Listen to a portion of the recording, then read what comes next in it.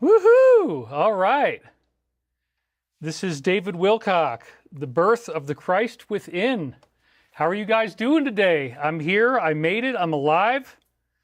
Despite incredible weather conditions, and we've already got Crystal Sweeshoe donating $5 to you, David, and all. Thank you very much. We have DC Knowledge Entertainment saying, smash that like button, y'all. Let's go. Absolutely. So, yes, I've got my Christmas maroon on. It's about as close as I can get to red with a shirt. So I figured, hey, everybody, Merry Christmas. I made it. I'm here. I'm not that late. I'm only a couple minutes late. And life is good. We made it through some incredible stuff here. We've had some incredible stuff going on. Soulopoly, consider a paid Q&A. So many would attend, would love the opportunity tonight, especially because the conference didn't pan out. It says Soulopoly. Thank you very much for the donation. Sarah Love, 1734 or 1374, says, Happy Holidays, David. Jill G says, Yay, I win. I said red, LOL. All right. Well, I'm really happy to be here, you guys. It is a great day to be alive. We've got beautiful sunlight outside, and it is not cold. I had the most incredible stuff going on this past week, and it definitely brought me into the spirit of Christ, man, because you're praying for everything to be good. Wonderful, wonderful, says Wade Woodruff. And believe it or not, we've already got 782 concurrent viewers within 1.5 minutes. So the fact that I didn't advertise this in advance apparently doesn't matter that much. That's a very good thing. So thank you guys for being here. What is the spirit of Christ? What is this really about? Merry Christmas. Yeah, oh, look at that. Already we got a big donation that came in from RW Phoenix. Donated $222. He says, thank you for your strength and courage, David. I'm always happy to join you. I've been for many years. May peace, love, and light be unto you and us all. All right. Yeah, so the Christ mind, what is Christ consciousness? What are we really talking about here? It is a spirit of the intelligence of the universe, the cosmic consciousness that makes us all. And the birth of the Christ within is what Christmas is really about. It's not only the birth of Jesus, it symbolically represents it's the darkest time of the year, but it's also the time when we find a renewal for ourselves leading up to the new year, finding a new birth within ourselves. The Christ within all of us is what we're really focused on here. Beverly says, I have a professional Zoom package. I could organize a live Zoom with us all. All right, and then we have Jean. Thank you for the donation. We have Jeannie King donated $50. I really appreciate that. Thank you, Beverly. Yeah, I mean, Zoom is one option. There's definitely different ways we could go about doing something like that. But I got to just say, I'm so grateful for you guys to be here. Thank you for showing up on such short notice. That is amazing. We already have 1,000 viewers, so I have a built-in audience. And apparently, even if I don't advertise or do anything in advance, you guys are just going to show up anyway. So that's really, really great. Jeannie King donated. We got 2 more. Bonnie Demlong donated $20. And then Tammy Cad donated 100 Canadian dollars. Right there. That's the red one. And then we got another one here. We got Anita Tampus donated $20. That's awesome. Thank you guys so much for that. I do believe that we are headed into some very stunning events, and that's why things are getting so crazy. So I actually went back into my readings and found the Birth of the Christ Within reading, which I think is very, very significant for everything that's going on. Little Tiny Joe 1 donated $50, says, Merry Christmas, David, love and peace on earth to us all. Thank you very much. And there she is right there. So yeah, it's a time for renewal. It's a time for us to get together with our families, to have fun and to be, joyful and to celebrate these darkest nights of the year. The winter solstice happening right now, the darkest night of the year, the largest number of nights of darkness of all. And we have Flying Sparrow. We are looking forward to seeing you, David. You are our guide into bliss. Greetings from Canada. Tom McWhorter says, if you show, we show. And then we have Marilyn Jacobson saying, hello, everyone. That is awesome. So Anthony says, I see you live. That was rare. I followed you from the beginning. I have all your products, and I study them still. Hey, David, I'm a lonely trucker, and I never miss your show, says Michael Moffat. What up, David, says OG Flipper. I could stop in to hang out Sundays or dinner at my mom's. That's always top priority. I always watch later. I was strongly considering taking time off because I got hit so hard this past week with the frickin' wind again. It was just so crazy, but I said, you know what? We got to just move forward. Michael Prophecies, please, says Maria Sinclair. Yes, we are reading Michael Prophecies this week. Vaca Paulo says, hello, everybody, and Merry Christmas. Yeah, so life is actually pretty good. I'm happy to be here today. It's a good time to be alive. It's a great time to get together with our families, as I was saying, to learn about ourselves and to realize that, yes, this is the spirit of Christ. And what is the Christ consciousness exactly? The Christ consciousness is that indwelling spirit within you that is of love and is of peace and is of a universal mind. There's something inside you that's much greater than your conscious mind. There's something inside you that is all-encompassing, and it has dimensions. It has its own world in which it exists, and higher dimensions that are not part of our normal length, width, and height, three-dimensional reality. It's always there. Stephen Brixey just donated. We love you, David. Thank you all for helping with the ascension. 3333, coming in hot. All right. Somebody asked me, how is the wind right now? It's actually great. I mean, that was part of why I said, let's just go ahead and do the show today, because we've got a great day. We've got sun outside. We've got no wind at all. I was thinking about maybe doing a poll and asking if you guys wanted me to show up later in the week, but I said, you know what? It's really, really important to just be here for you guys on time, on schedule, because this is when you expect to see me. And so even though I had just absolute chaos leading up to this, I said, let's just get in there. Jesus never said, remember my birth. He said, remember my death, says David Blair. Well, yeah, the death was not really a death, was it? It was a transmutation. And yes, I agree that the ascension is a very important part of the Jesus story. But the birth of Jesus is also important too. This concept of the Star of Bethlehem, and that there was 3 wise men, which interestingly enough, they were versed in the Zoroastrian tradition. They were going to give frankincense, myrrh, and gold to the baby Jesus. They expected the Saoshyant, they expected the Messiah to be born. It came out of the Zoroastrian tradition. They knew where it was going to happen. They went looking for him. That's where the 3 wise men come from. There was no Christianity before Christ, of course. And they were not Jewish either. They were actually Zoroastrian. So and it's traditional Zoroastrian gifts that they gave to Jesus. So I do love this. I do love this time of the year. And Ross Feinstein has let us know he's got a high dose of glutathione, so he can't moderate for a bit. That's okay. Wow, you made it in happy, says Serena Bella. Sunday, everyone. Happy Sunday, everyone. I hope you're well, David. Yeah, I'm doing pretty good. I mean, anything that's not high wind and power outage, if the lights are on, if the water comes out of the taps, that's like a very big success right now, considering where we've been and what's going on. Roger, Stephen, Max, and God bless us, everyone. That's right. Karen Merritt says, thank you for showing up. Your fans depend on you and the information you bring. Guides people into their calling. I appreciate your role in my life, and Ancient Aliens has kept me informed.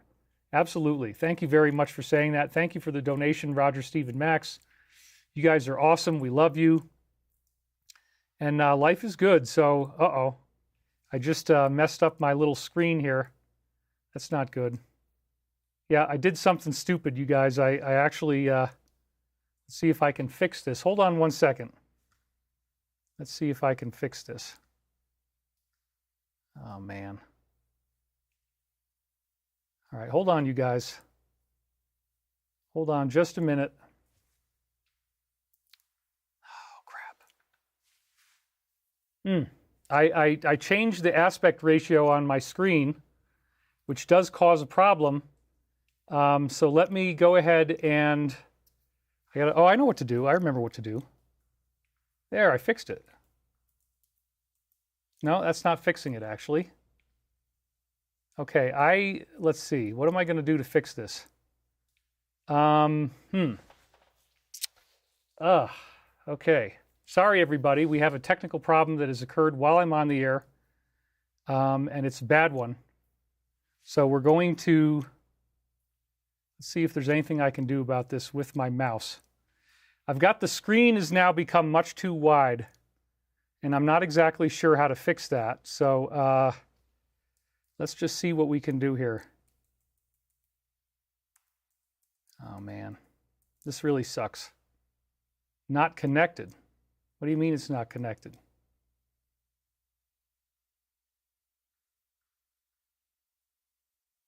Excellent connection. Okay. So, I guess what I'll do is we're not affected, looks good on our end, everything looks good. Okay, so what I'm going to do is I'll just keep on doing the show, and I'll just carry on, because we gotta make that happen. So, very important. Everybody says I look good, I look fine. You don't see anything wrong. Well, yeah, it's my problem, not your problem.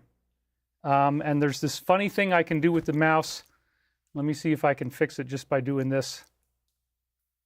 Hold on a second. I'm just going to look something up here.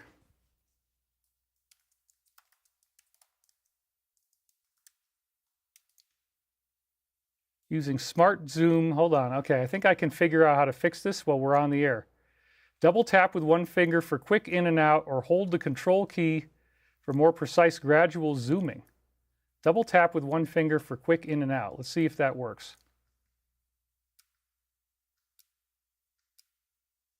Okay, it didn't fix the problem though, but it did go in and out. So let's see. Let's try something else. All right, hold on, you guys. Oh, I fixed it. All right. Wow, that actually worked. A miracle has occurred, you guys. I actually fixed it. Woo! You had me at double tap. Okay, sorry about that. Let's get right back into the show. This is great. If I was not so poor that I can't send donations, you and some others would be as rich as my spirit has been helped. That's incredible. Okay, now I know the secret, you guys. All I have to do is do that little double tap, and that magically fixed everything. So then I just scrolled back in. That is so freaking great. I'm so glad that I figured out that works, because that is incredible. Christmas is Saturnalia, says Johnny Joe Vasquez. Okay. Wow, you guys, that I just sweat a lot from that. So let me put a little of this on. That'll help me calm down a little bit. Wow. I've had this problem happen before, but never when I was actually on the air. So that was pretty insane, dude. But we're here, we're back. Nothing bad actually happened. That's what she said Frequency 963. I don't know if something I said could be misinterpreted, but anyway, wow, we're at 1,600 viewers already. We're only 12 minutes in. This is starting to look like a rip-roaring good show. So let's talk a little bit about Christmas again. It's a tradition that every culture seems to have some type of, yes, thank God. Thank God it worked. It's a tradition every culture seems to have. Celebration around the shortest day of the year, the longest night of the year, where there's very little sun, there's a lot of darkness, it's cold in many climates, and it becomes a big challenge just to get through the night, get through the day. And that's what I've been having too. I mean, we had some, as I told you guys last week, we had some incredible wind, and it happened again this week. So instead of focusing on a happy holiday, instead of focusing on a good Christmas, man, I was just getting hammered. And the wind got to be very, very high speed. We'll get to that in a minute. But anyway, this is really about the season of giving and sharing. Thanksgiving, of course, is the holiday in late November. And then you have gifts that are being given during Christmas. I love Christmas. My friend works at a nursing home that's like a high-end nursing home. My friend Jude, he lives in Des Moines, Iowa. So he's got a high-end nursing home out there, and he was singing Christmas carols as part of his job. He's the restaurant manager, the head chef there. Hopefully he's watching today, because otherwise we would be talking and he would be celebrating Hanukkah. But, so in the midst of all this, he sang Christmas carols for the residents, and some of them were actually bursting into tears. And that really reminded me of how influential this is, the Christmas season, the Christmas spirit, how much it means to people, how much value they get from being able to be part of that. And feel that love and feel that energy that comes from when we all get together and we want to give each other, the spirit of giving and the spirit of gifts. That's a big part of it. The gifts that people get on Christmas really, or Hanukkah for that matter. So both of these holidays involve gifts being given. Hanukkah, you have I forget how many days it is, right? But there's the menorah, and you light a candle for each day, and there's a gift given on each day. Is it 12 days of Hanukkah, or is it 7 days of Hanukkah? I can't remember. Somebody can tell me that in the comments. But Oscar A. 19M says, the week was intense for me too. The spirit is still strong for Christmas. 7 candles. There you go. I thought it was 7. I just wanted to make sure. But, oh, wow. Miles Servin just donated $100. That's really, really great. He says, Merry Christmas, dude. Thank you very much. And DC Knowledge Entertainment says there's a little metal riverboat in the river here in Roxburgh, Oregon. Roseburg. It's just chilling on fallen down trees. I don't know. I see a boat in the water with no one there. Oh, my gosh. Pray for us on the West Coast. It's probably just somebody who... Oh, you're right. Vacapalo says, is your 17 light lit? Oh, look at that. It just got lit. Thank you, Vacapalo. Thank you for making that known to me, and that is great. I have everybody here can help me coach my way through the show and make sure that everything looks good. I'm so happy to be here, you guys. It's so great that I have no problems with the electricity. And, you know, the spirit of Christmas is so important because Christianity has 39,000 some odd different denominations. It's a very, very prevalent religion throughout the world.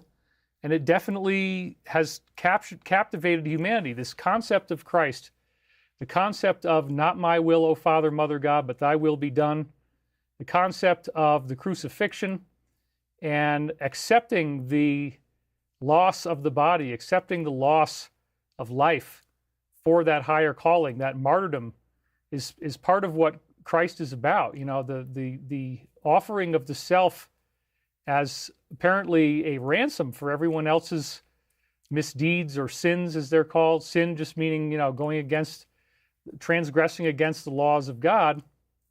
This is that time of the year where we're guided to sacrifice. We give gifts. We celebrate each other's joy and our happiness. And Frank Barter says, thanks for being a warrior for the light, David. We are blessed with you, my friend. Linda Kiesling says, I'm so glad you feel better. I've been praying for you. Thank you very much. DC Knowledge says, lots of rain and flooding in Washington, Oregon. Down trees like you predicted. It's a mess out here in the Northwest. Johnny Joe says, Christ is a fictional character, an astrological symbol of the sun's movement through the zodiac. Well, I don't think so. I actually think there was a historical figure based on the writings, based on the fact that St. Clement of Alexandria was one of the founding fathers, and he had personal contact with St. Peter, who had personal contact with Jesus. And we know, for example, St. Clement in his books said that Jesus' secret teaching was reincarnation. And there's a few pieces of stuff in there in the Bible where they're saying, who was Jesus before? Was he... You know, was he Enoch, or was he, you know, they're trying to figure out who he might have been, and they're was he Elijah the prophet, you know, that kind of thing. So anyway, Beverly Adams says, how can Christians believe all others are going to hell? I don't think all Christians do that. There's definitely different types of Christianity, different types of Christians. I don't ascribe significance to the really hardline stuff. And let's see. So are you going to explain why the amount of people in the tribe of Judah coincides with the speed of light in grid seconds? Are we going to wake anyone up today? Says XLWX. Well, yes. So we did have Bruce Cathy, who calculated that there, you know, if you use arc miles, which is the number of a mile that is calibrated to 1 minute of arc on Earth, and then you use arc miles and you do it with the in that system of measurement, then you get 144,000 arc miles per grid second. He calls it a grid second of time. And so the 144,000 becomes the speed of light. That number becomes the number of, you know, these special miles and so that's a very interesting thing, you know, the idea that the number 144,000 in the Bible might be symbolic of the speed of light in certain denominations is very, very interesting. So David Savage says Hanukkah is 8 days. Jewish tradition says Adam first celebrated, seeing the days getting shorter, thought the sun was going to keep getting shorter and shorter. Then he realized the days were longer. That is Hanukkah. Okay. And we had another big donation just come in. The Sunflower donated 333 Canadian dollars. Wow. Thank you very much. And we also have Chakala donated $2, so both of them are very well appreciated. So let's read what the sunflower said. Wherever I am, God is. There is no power outside you because the Christ is your true identity. The life you are, the consciousness you live from, and the kingdom of God unfolding from within. This is a quote from Joel Goldsmith. Very beautiful. Sounds like hell is really just the garbage dump outside of town. That's right. Another thing you read in my books is Gehenna. The translation of the word Gehenna is the garbage dump outside of town where bodies and garbage are buried. Or burned, actually. They're burned outside of the town so that the fumes don't go into the town. And so this gets into the concept of the burning off of karma. You guys remember that from my books. Anyway, we're doing really well here. I'm kind of amazed. Showing up out of nowhere with no advertising, no pre-warning to you guys, and we're already at 1,870 viewers at only 20 minutes in. So that's really pretty incredible. Shows I just got to show up if at all possible, get in here at the right time. So yes, Christmas is a season of remembering who you are. And as you remember who you are, we learn that we're not alone in the universe. We're not alone. We've been given these great gifts to be here now, to be with each other, to love each other, and to have faith in a higher calling. Beverly Adams says, no such thing as original sin. Christian organized religious teaching tanks right there. We are not sinners. Well, again, everybody has an opinion, and I understand the concept of it. But yes, I think that we all want to try to love ourselves as much as possible. That the real message is forgiveness. Alan Wayman says, on a cruise ship in the middle of the Pacific, David, peace, brother, Merry Christmas, Happy New Year. And they both donated. So thank you very much for that. You see that right there. All right. That's awesome. We're already almost up to 2,000 viewers now. So it's really doing well. We are not sinners. We are winners, says one Pulsar. Yeah, I mean, if you want to work with the concept of original sin, that's fine. But I do believe that we are ultimately created in the image of the sacred, and that can never be taken from us, and it can never be threatened. So anyway, we've got a lot to do here. We got a lot to talk about. So I had a question you didn't see. I sent you a $1.99 super chat. Sorry, I can't afford more. That was Chakala. Let me see if I can find that real quick. But you can go ahead and ask it again. And you look a bit tired, says Julia. You are a very brave person staying at your place in such hard conditions. Well, I really don't have anywhere else to go. But yeah, it has been hard. I am tired. It's been a long 3 weeks. The whole month of December has just been wildly intense. And doesn't your ohm light up? Well, no, we've got it all. Oh, that's right. You're right. Thank you. You guys keep finding things that I didn't do here. So let's get that going. There we go. Man, see, everybody remembers stuff that I didn't remember to do. And so now the ohm should be lit up really nicely. Yes, you can see it over here now, and it looks a lot better. So thank you guys for coaching me on lighting my set. You know, we got into this thing at the last minute here, and maybe I'll even push on that a little bit. This is my 100,000 subscriber silver medal award, back when they used to give that to you. That was very early in the day, back in the beginning of the dawn of YouTube. That's where I was already coming in hot.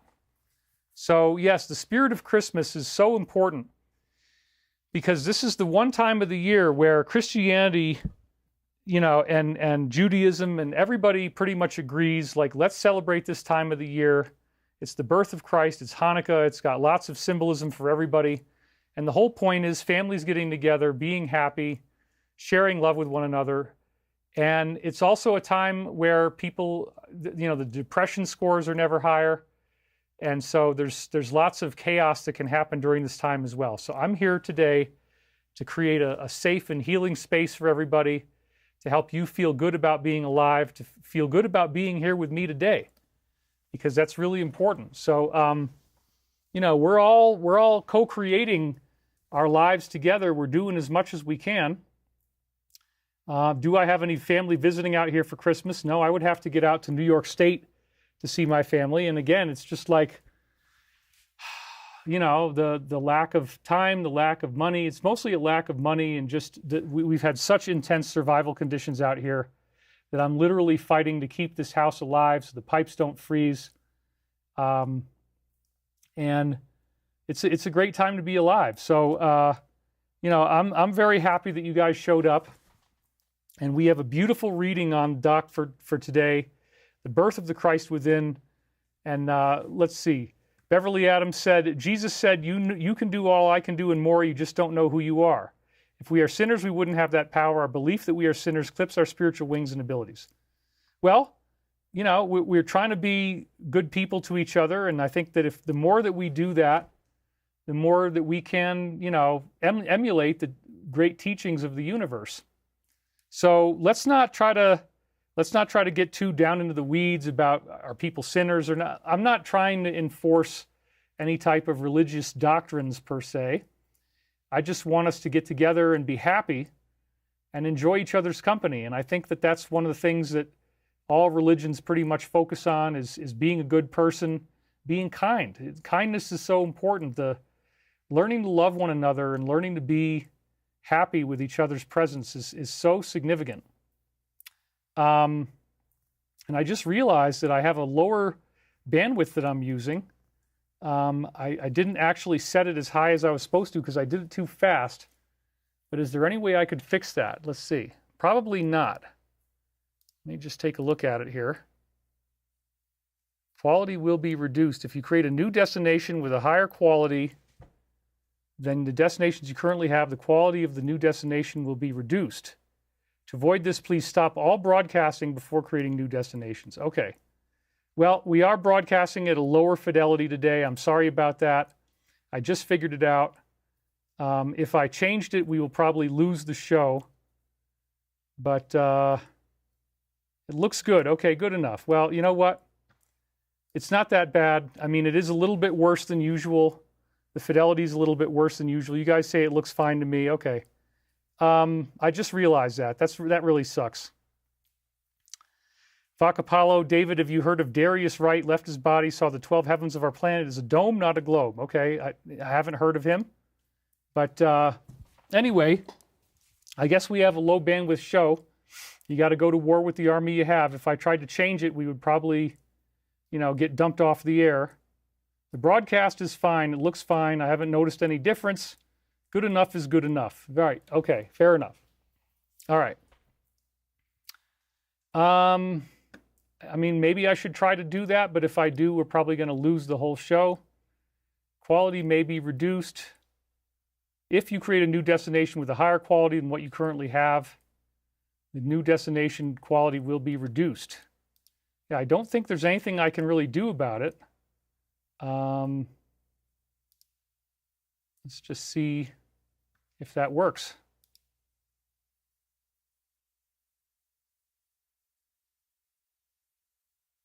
Okay, well, it looks like I'm still on the air. Nothing bad actually happened.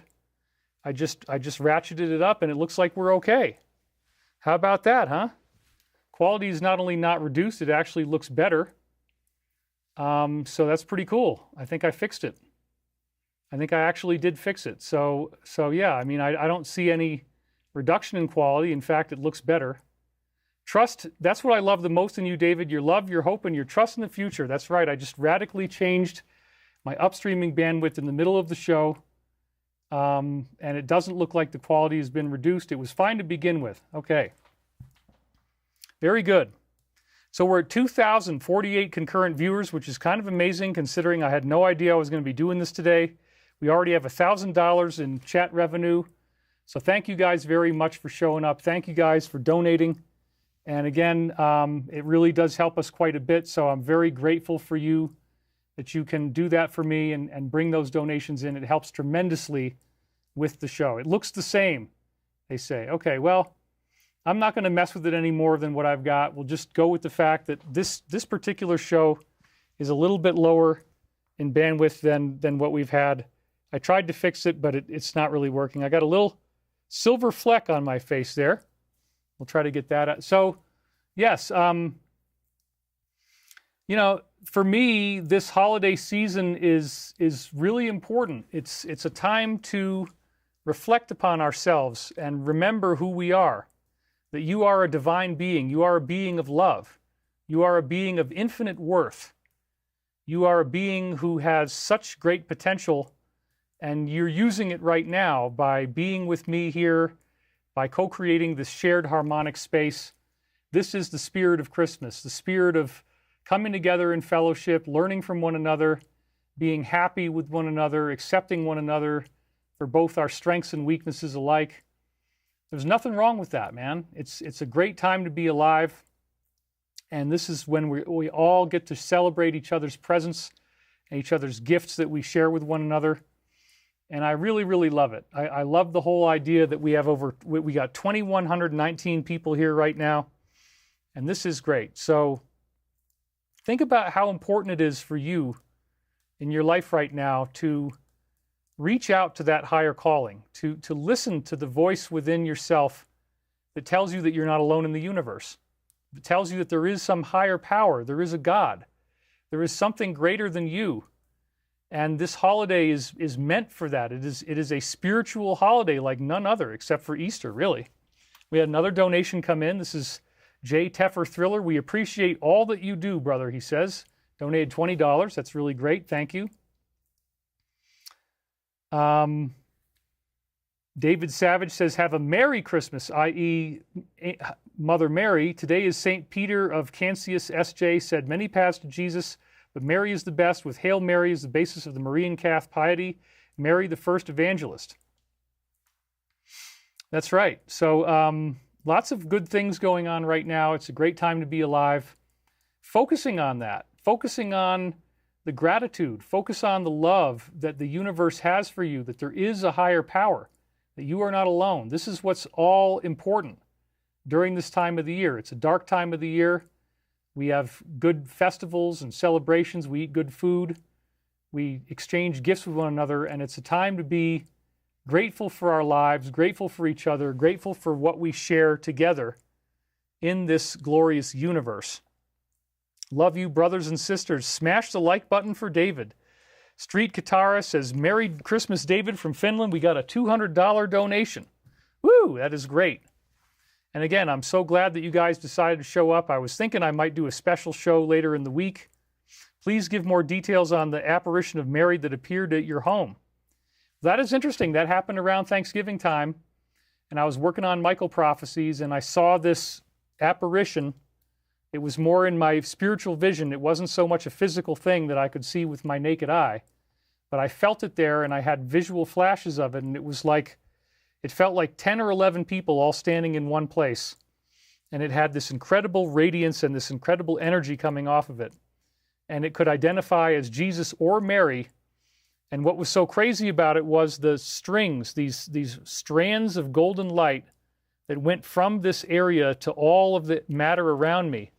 And as it moved, the strings were moving, and I felt everything rolling, and it was a very intense, sickening sensation in some ways. It actually made me feel like I was going to vomit, because it was a multidimensional feeling that I stretched out onto these strands that were coming from the being. And it also felt like I was entangled with the atmosphere of the environment around me.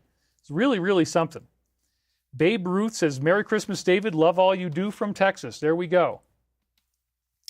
And so somebody says, I don't need these celebrations. I can't wait for January 2nd. Well, then why would you show up for a Christmas show? But anyway, I'm glad that you're here either way. We welcome you, and we're sorry that you don't feel so good about Christmas. But Serena Bella, David, since one of your moderators is down, I'm here every Sunday. I'd be happy to help be a part of the team. I've been with you from the beginning. That's true, you have. So let's go ahead and we'll add you as a moderator. There we go. Standard moderator. All right. I'm willing to take because yeah, she's been here quite a bit, very loyal. So there you go. We just did that. Happy holidays, David, to you and your loved ones. Hey, I'm down, but I'm not out, says Ross Feinstein. Okay. Anyway, think about how glorious it is that this was given to the planet, that we have this spiritual tradition of Christ. and it's given so many people hope and inspiration.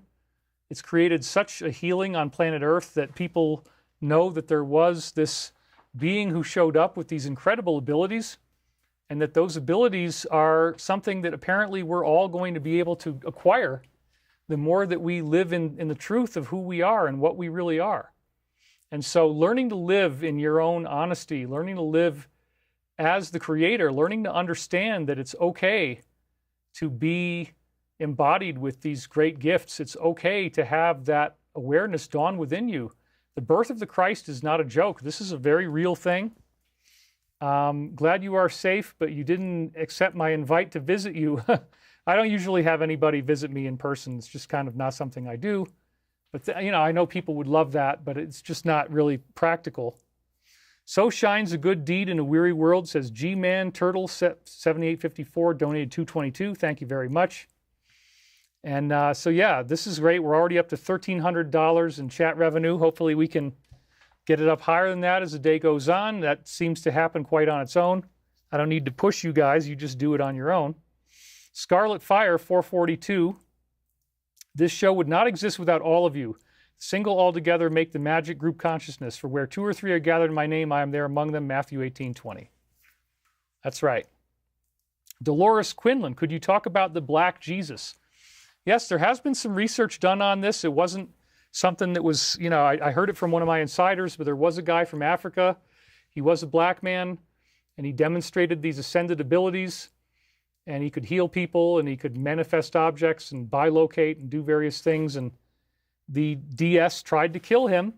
They chopped his body up into a bunch of different pieces on an airplane, and they flew it off in all these different airplanes, and he still reconstituted himself, and he just laughed and said, you guys, you really don't want me to be here, so I guess I'll leave, but, you can't kill me. It's just not going to happen. So it's a beautiful story, and there's been some things around there that are very much in tune with that. So anyway, yeah, it's Jesus shows up in various guises. Now this black man did not say he was Jesus. It was more just to the point that he had similar abilities, and that the powers that were really didn't like that.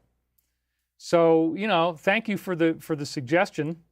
Are you making any donations this season, David? Yes, I'm donating my time right now, donating my soul to be able to, to be present with you. And certainly, if I had more money, if I could donate to other causes, I would. But I do have a 501c3, and we do make donations through that as well. So that does happen. His current name is Sananda. This black man lived in the 1960s.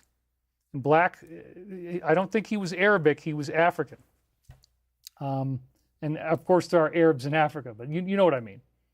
The attitude of gratitude truly works. You need nothing and enjoy everything. Be the light, and yes, go without and look within.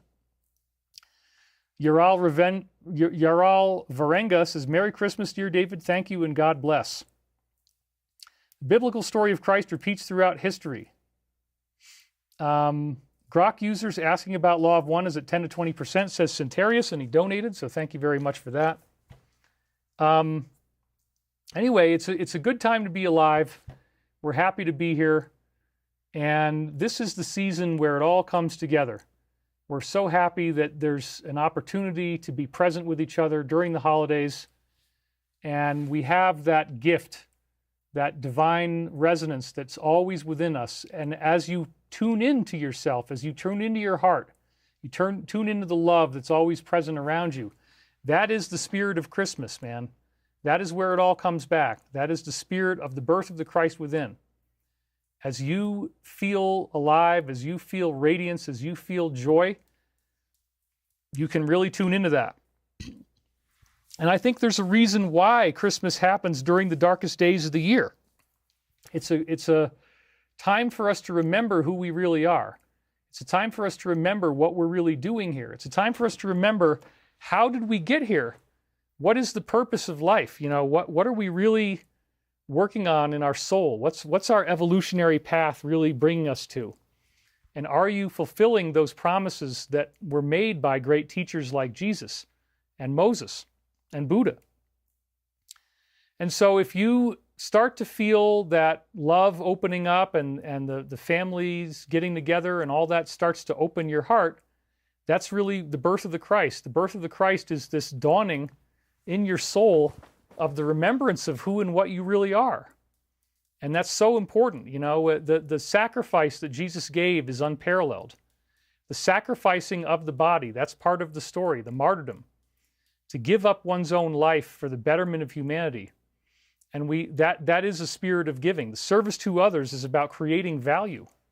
It's about sacrifice, and it's about making life wonderful for other people, and not just wanting to take from others, but to give back, to create value. It's what I'm doing here by doing this show with you guys and being out here live, despite what I've just been through. And again, thank you so much for showing up on such short notice. You never really get beyond the need to be appreciated, though. And so it's important that I am appreciated by you, and it's important that I give you my appreciation. I don't want to hide. So for me, the Spirit of Christ was very much attached to the idea of, I don't care what the heck is going on. There's only one Christmas a year. There's only one time a year where I could do this show. I am not missing this frickin' show, no matter what. I am not going to miss this show, you guys, because this is the one time, it's like, what, 3 days before Christmas, 2 days before Christmas? So I've got to get here. So even though I'm tired and I've been through hell, in my own way, that is the spirit of Christmas, the spirit of the birth of the Christ within, coming out here and showing up for you guys. Oh, wow. We had a donation of $200 that just showed up. This is Anita Grana. And she says, I've been following you for more than a decade. I have all of your books and I watch most of your Sundays. Thank you so much for your contributions. Blessings to you on this solstice and Merry Christmas. Let's see if I missed anybody else. No, I did not. David is a warrior. Woo, says Raybird. I love you and appreciate you, David. You've given me so much, says Betty Jo Bradford. So there's a lot of good things going on, and this is my own Christmas gift. You know, I said, look, I am not missing this show, man. I don't care what the heck happened to me. I don't care what I've just been through. I don't care how horrible it was. I am going to get up on that stage and I'm going to do that show, and we're going to make it happen. We're at 2,300 viewers right now, almost, and that is great considering that this popped up out of nowhere. The fact that I was able to get that done is really, really phenomenal. So again, I want to thank you all for being here. It's an incredible time to be alive. Doreen Clark says, Merry Christmas to you, David. I'm grateful for all you do, and I will be. Much love to you and to all. So when you think about what's going on in the world, and you think about how important it is that we give kindness to each other, that we show each other appreciation, support, and love, nothing really matters more. That is what's so significant for us right now, is to learn to be appreciative. And so that attitude of gratitude, I know I keep saying this, but when you learn how to appreciate yourself, you appreciate others. And so that's a very important esoteric teaching as well, that you can't really share something that you haven't given to yourself. So if you can't love yourself, then you won't be able to love anyone else. And that's another big part of the birth of the Christ within to me, is this concept of self-acceptance. I used to say, and we said in the Fellowship of the Inner Light, self-acceptance is the bullseye. All of the other spiritual teachings that are out there, all of the different things that make up who we are and make up the spiritual teachings that are out there from the universe, it all comes back to that self-acceptance. It all comes back to learning to be appreciative of yourself. Because when you don't appreciate yourself, you'll see things in others that bother you, and it will cause you to feel upset. And it's because there's something in yourself that you haven't loved, there's something in yourself that you haven't accepted, and then you find reflections of that, and it bothers you. And so this is a very, very significant concept. The concept of self-acceptance really carries through so many different spiritual faiths. It's very, very important. It's very, very significant. And we never want to lose track of that, because with self-acceptance, it becomes much easier to see and to forgive whatever things you see in others that might not be great. So when you learn to love yourself, you are really fulfilling the Christ promise which is about love and forgiveness, service to others. As I do these things, so shall you do them, and greater things. It's okay to love yourself too. That's why the law of one says, recognize that the Creator is within you. Look into the mirror and see the face of the Creator. We get overwhelmed with our own negativity. We get overwhelmed by feeling like there's nobody there for us and that we have no support from the universe, that this is, just not going to work out in our favor, but it does. Linda Peters says, David, you are the most humble, enlightened person on YouTube. Thank you for all that you do. Well, I don't know if I'm humble or enlightened, but I appreciate the gesture very much. Just another reminder, collective, hit the like button and notification bell. That's what Wade Woodruff says. Jill G says, love you, David. I'm headed to work and I will catch the replay. Well, thank you for being here, Jill. So yes, if you can't learn to love yourself, then you're not really going to embody the essence of what the promise of creation is about. The promise of creation is that we will move into higher and higher levels of spirituality. We're not stuck in the third dimensional reality with all of its flaws, with all of its difficulties, with diseases, with death, with institutions. We're moving into some kind of higher reality, and that is our greater purpose, and that's what we're really here for.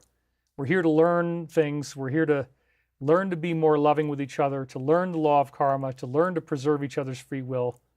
To be a more positive and loving person is so all important. Satchidananda says, J.I.T. Blues, that thou art. As within, so as without, says TOE Vegan Wolf. Don't worry about what others are thinking about you, especially if you're a person with good intentions. Diana Silvera donated $50 and says, gratitude, love, and light. Thank you very much for that. We're now up to a total of $1,500 of chat revenue. Hopefully we can get that significantly higher as it goes on. It really does help me significantly, and so I appreciate that. Serena Bella says, hit the like button. It's free. Send love to David for being with us on this glorious Sunday. Those poor people who David reads their super chats but did not respond anyway, I guess he was preoccupied. If I did miss a couple of them, I'm sorry, but I don't know if I did. I think I pretty much got them all. I pay pretty close attention. So let's see if I'm looking now to see if I missed anything. Michelle Feltman donated $20. I might have missed her. Merry Christmas, David, sending love and light. Thanks for being you. Whoops. Let's get that back. Okay, it's back. So no, I don't think I missed anybody. But anyway, there's always people that want to. If I ever do miss your super chat, I am really sorry. Bonnie Demlong donated $20. Thank you very much for that, Bonnie. We really appreciate you. But Julia says, you've been sharing your love with all of us for many years, David. I've been watching your live streams from another part of the world, and they are wonderful. Richard Hunter just donated $40 and says, happy holidays, David. Thank you, Richard. We love you too, buddy. Sarah Love says, I love St. Nick. Fallen says, any updates on 3i Atlas on what it really is? Well, it's very interesting, isn't it? All the timing of this. And the time loop was really on this week. And so there's a mention of an alien invasion that it's not really going to happen in the time loop. And again, we're seeing now this Spielberg movie that's coming out on Disclosure. And all of a sudden, all the social media, the UFO bot channels are promoting the heck out of it. It's just all the time. And then they got the trailer that came out, and the trailer looks like it's a very, very disturbing movie. Some very disturbing, imagery in the show. And again, I think that part of the disclosure that's going to be in that Spielberg film is going to be, tainted towards this idea of something fearful. And that seems to be a very consistent element of showbiz. So I would remember always that we're not going to get lost in this. We're not going to get lost in evil aliens, and the planet is not going to be wiped out. The planet is not going to be destroyed. We actually have a very beautiful future ahead of us, and we can keep that going. We keep it going by learning to have trust and faith in the positivity of the universe. And, that's a really good thing. So I'm not worried about anything too much. I mean, there's certain things you can worry about if you choose to. But basically, I want to stay in the positive. I want to stay in the good flow. Not going to watch Hollywood slop, says Truth Trafficker. Well, I wouldn't call it that. I mean, entertainment, but Three Eye Atlas is giving high rays of love to activate our inner heaven, says Donna Lowe. Yes, there are some people who are choosing to see it as positive, but when you actually look at the media coverage, there's a lot of elements to this that suggest that there is a fear-mongering going on. That's all I'm saying. It's called projection. I'm not who you think I am. You are who you think I am, is a quote that always helped me get over that pain. Frequency 963. Responding to Maximilian Herrera. So you guys are talking to each other in the comments. Oh, this is really nice. Tammy Daydream says, Merry Christmas, David. I hope you're blessed in knowing just how much you're appreciated, admired, respected, and loved by your YouTube family. Thankful to see you here every Sunday. Well, thank you very much. And I really appreciate that. Whatever, Daryl Pass says, whatever happened to the 2025 DNA upgrade and solar flash? Well, again, 2025 was given as a pivotal year in the Michael prophecies. And I do believe that that pivot is happening. It didn't all come together as quickly as I anticipated, but look at what just happened. Look at the files that just got released over the weekend and how much of a game changer that is. So the awakening is taking place. Things are happening. It didn't happen as quickly as I thought they would, but I really do think that this is, a tip-off point here. Okay, well, moderators, I see one up there. If Midnight Mark was here. Anyway, I can't control what happened in the past. I can't control what was done before. But, we just keep on going. We keep on getting these things to happen. So that's fine with me. And so tell politicians how to love within, says Ira Shanti. Anyway, it's a good time to be alive. And everybody should learn to love within, right? Rona just donated $100. Thank you very much for that. Says the law of one. Merry Christmas. Urban Povertist says honesty is not always positive, but honesty is best for knowing how to be positive. So I don't say much, says Deidre Desiree, but thank you, David, for all you do. It's greatly appreciated, more than you know. So yes, we're all learning how to be more loving with each other, and the birth of the Christ within is that presence of compassion. It's that thread of being able to love one another despite our differences, despite our flaws. Some people really don't want to do that, and we have them here. Some people just want to come in and troll. That's okay, but we had another big donation just come in, $100 again. Thank you so much. Cindy J, so glad you made it through the high winds. You are an inspiration to be doing this show today. Hope you can be with your family for the holidays, and God bless you. Well, unfortunately, I can't, but it's just because of this ongoing lack of money and getting trapped here and having to fight through winter conditions at the house and make sure that the house itself is going to be safe. That's another big part of what's going on. Linda Kiesling says the sun is giving out energy every time there is a CME. That's right. Vacapalo, thank you. You finally caught the one I was looking at. Honestly, I can't control what other people do with their lives. I just do what I'm doing with my life. And, my hair looks fine. Thank you for that. I just made it a little fluffier, a little fluffier and more wild. What's wrong with that? So just try to keep it looking as fresh and clean as possible. And, the length is very useful for what's going on. Anyway, when we learn to accept the Christ, when we accept that presence of love within us, we gain power. We gain power in a way that we never had before. And we're definitely feeling, this expansion of consciousness, this awakening, this enlightenment that hasn't happened before. That is the birth of the Christ within. It is realizing that you are not alone and learning to trust that still small voice within. And so, Anthony McClure says, Christ Messiah is the light of life. Keep walking in that light which is within us. And, Ross Feinstein says, why are you not talking about the solstice? Into this is what this time is about. The holidays, of course, but they exist because of today. Well, I wouldn't disagree with you. The solstice is very important. This is when the Earth is at its farthest point as it's tilting from top to bottom. And it's starting, so now the days are actually going to get longer again. We're going to get a little bit more sunlight every day. The sunrise is going to happen a little bit earlier, thank God. Because I'll tell you what, having the power outages and the blackouts and the high winds on the longest nights of the year has been very, very intense, dude. But I just want to I want to tell you guys all here how much I love you.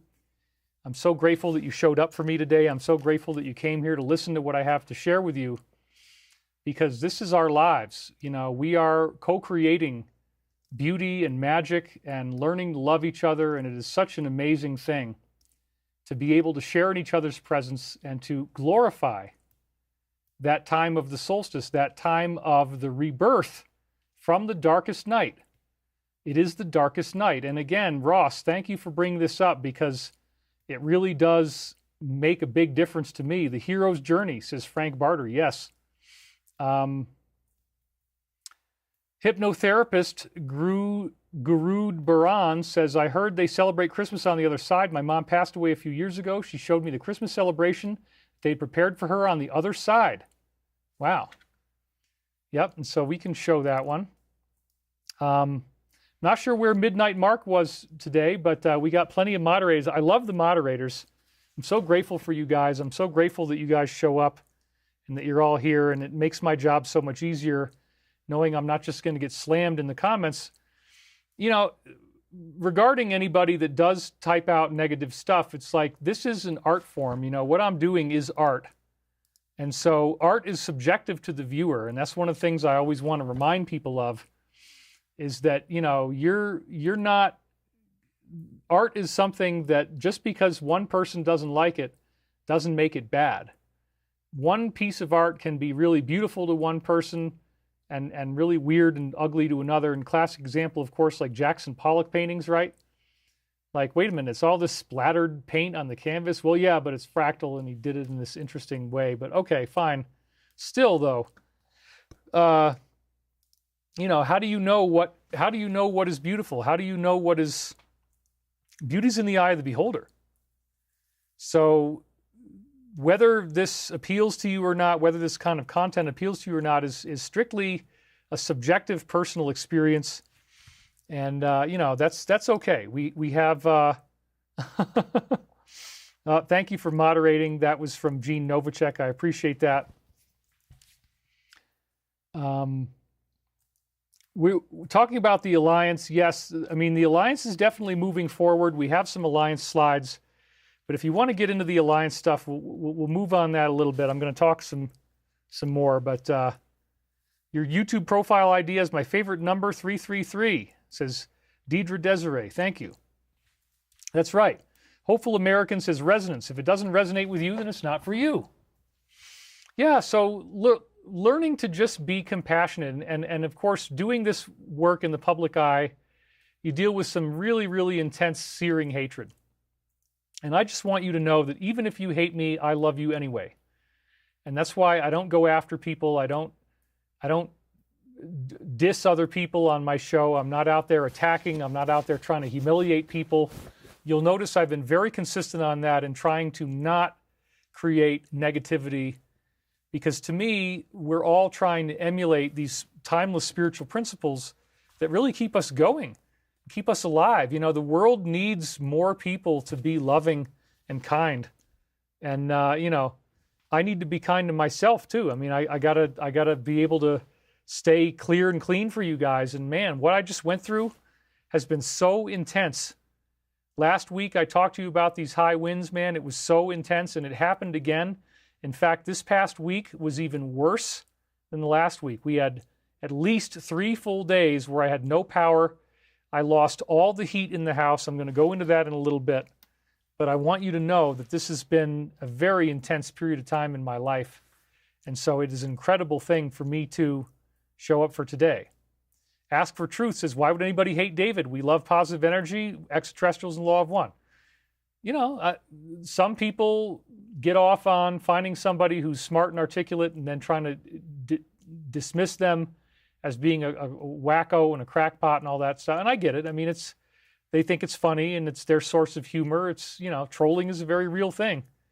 Typically people with a psychopathic personality. So Neela Zerker donated $50. It's this right here. Thank you for blessing us with your awesome shows. And to the X2, I'm not sure what you mean by that. But anyway, yeah, so I heard the wind was bad all over. It absolutely was. This has been a very, very intense period of time. And Paul Cannon says, sounds like Colorado Mountains is not the best place for your home. Well, I didn't know that when I got here, but I sure do now. And I would love to be able to not have to live here for the winter.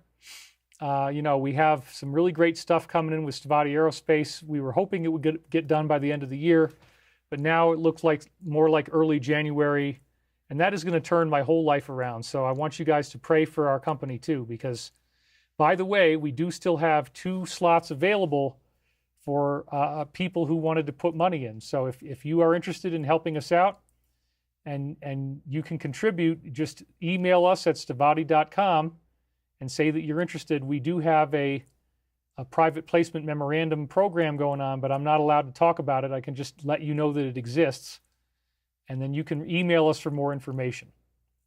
But yes, so there are still 2 slots left. So if you've already done it before and you'd like to help us out and step up a little more, now would be a great time to do that. We really could use your help, and there's very, very spring-loaded stuff coming our way.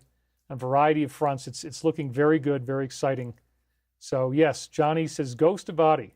Exactly. Negativity feeds the dark side. So, all right. No need to wait for the moderators when I see something like that.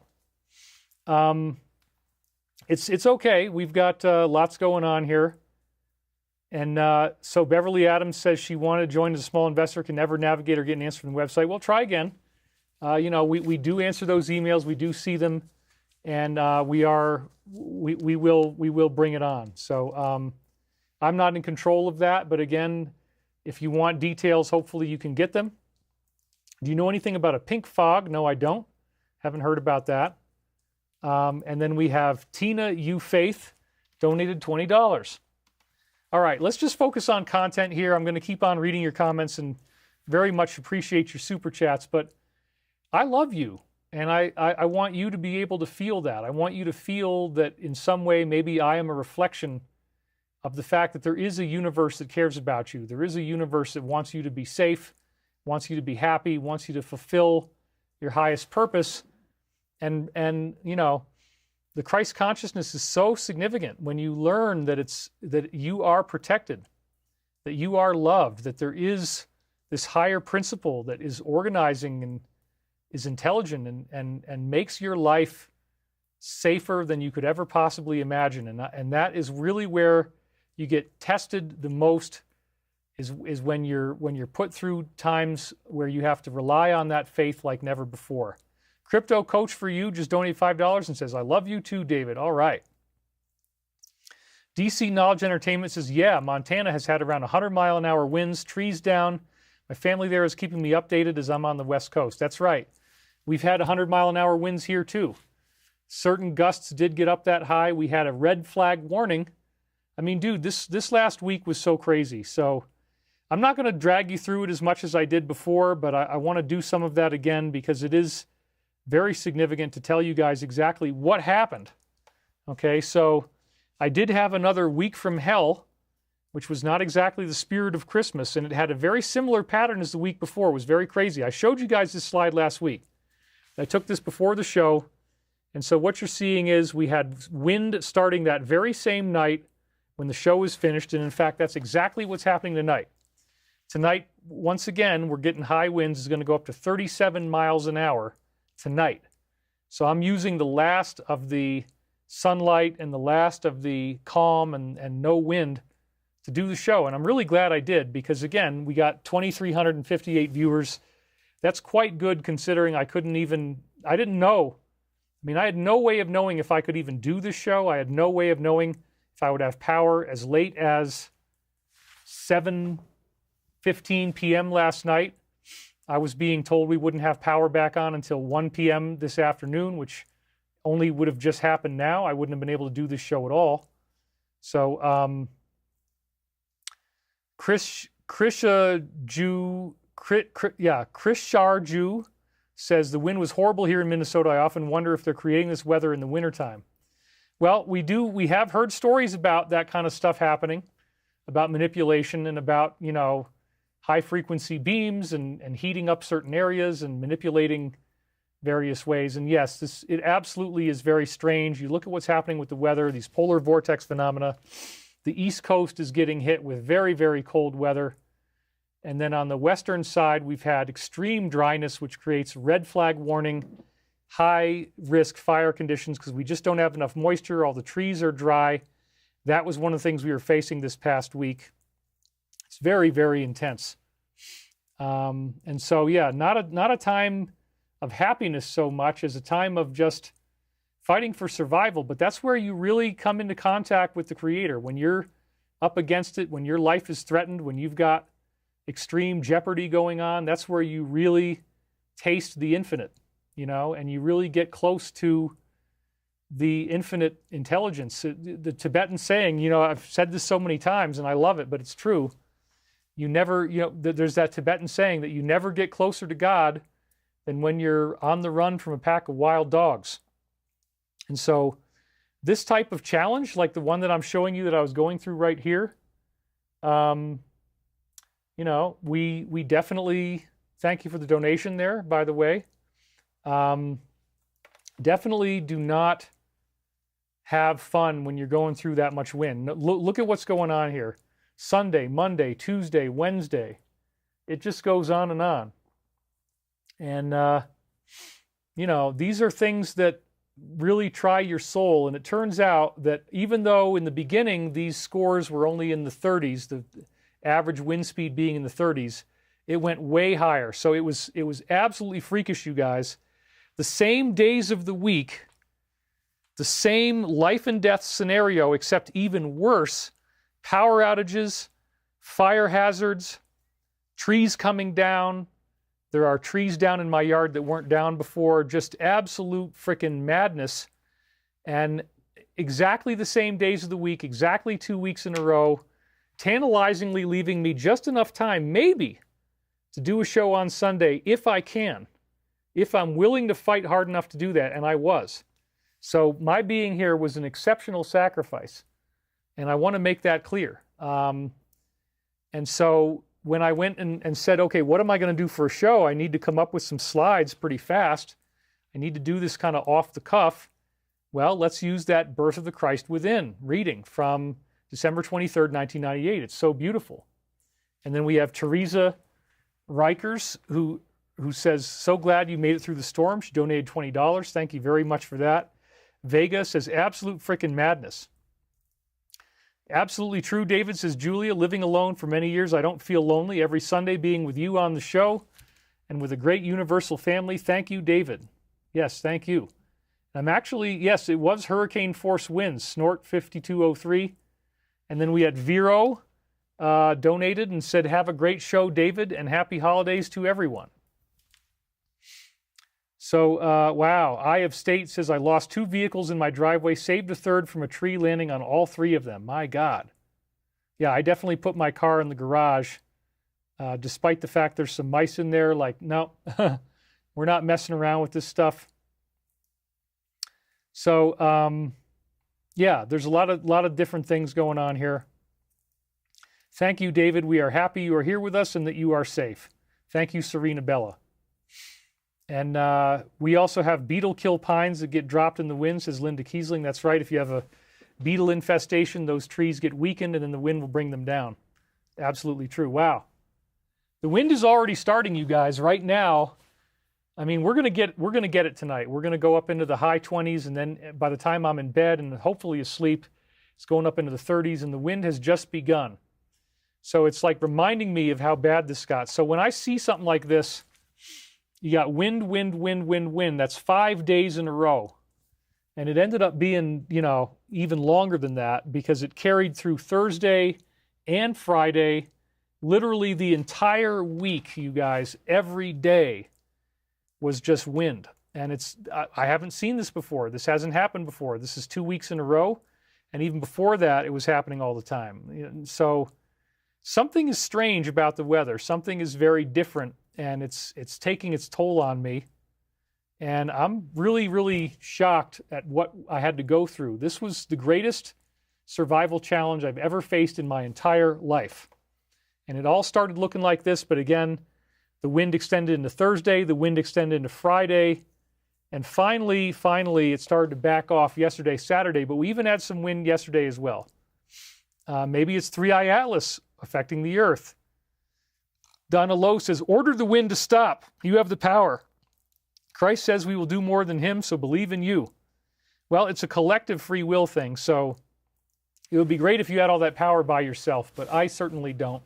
I'm not saying that I do. And these things are beyond my immediate control. When you see a forecast like this, you just say, okay, well, here we go. It's starting again. And as the days go by, it was really Wednesday, PM showers, wind is what it says there. It was Wednesday where it really started to get bad, and they gave us this mandatory shutoff.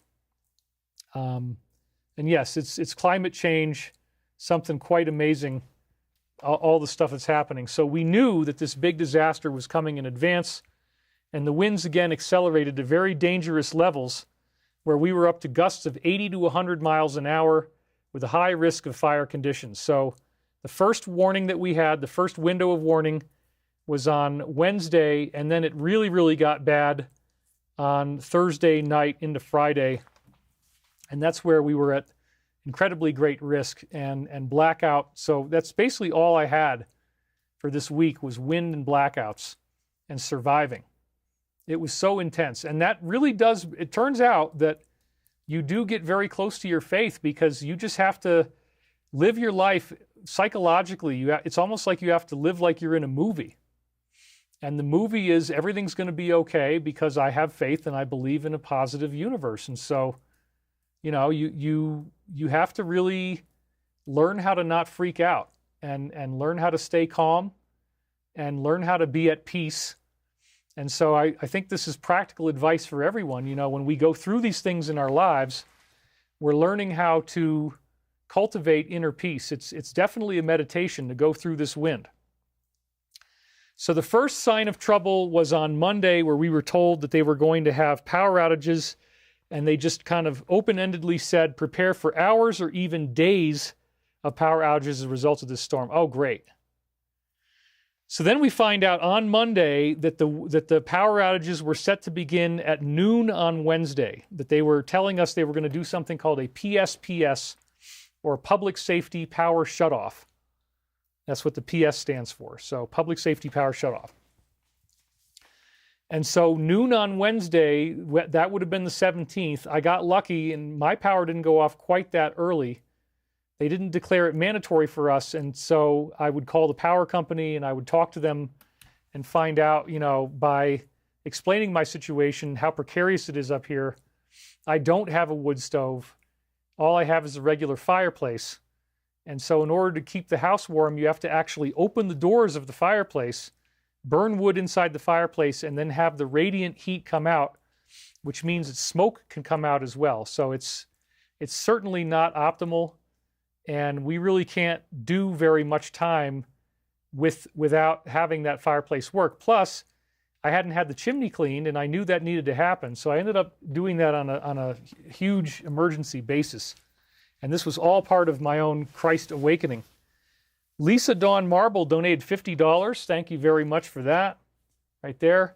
David, your sharing, describing details of your crisis and details of how you handle them are my favorite things that you say. Interesting. You should get yourself a generator. Yes, I do. And again, I'm not paid as this endorsement, but I have 2 EF Delta generators with 3 solar panels each of 160 watts. When the wind is this high, you can't really use the solar panels except inside the house. But I was able to tilt them up on the side of the sofa, and even with an expired battery down at 0%, I was able to get enough energy off the sun through the window to be able to completely recharge my iPhone. And so that kind of stuff, just something that simple, it becomes so awesome when you can really get that going. Wow, Ed Creeder donated $123. Yes, we love those kind of donations. Thank you, Ed Creeder, very much for that. And he says, Merry Christmas. All right. So yes, this is a challenge. Somebody said they want to break the dam. TOE Vegan Wolf. Yeah, it's been very intense. And again, 2 weeks in a row. I mean, wasn't I just talking about this last week? I had a show called The Power of Positivity. We talked about the meditation effect. We talked about that collective consciousness, when we all meditate together, that we can create positive things that are happening. And we can create that, that they had a mass we could go back to those slides if you want to. In fact, maybe I should. Why the hell not? I'm going to grab a couple of those slides from last week and bring them in here now so we'll just review some of that stuff because it's really important, actually, I think. Let's see here. Where is it?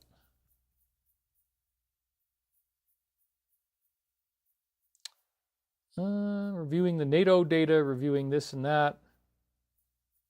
I don't know. Where is it? Okay, well, I'm looking for it. Here it is. Okay. All right. No reason not to do this in real time because this is very important data that really helps us through what we're going on. So prepared to set to begin at noon on Wednesday. All right. So again, as you're going through this type of crazy stuff, you got to remember that the universe is a loving universe. So we're being told, okay, you could have several days of power outages. It's like, wow, man, several days? What do you mean several days? I can't go several days without power. My refrigerator has the food in it. I had some degree of stored food, but it really was very minor. Just like 5 or 6 cans of tuna, 4 cans of sardines. I had some dates. I had pumpkin seeds, sunflower seeds.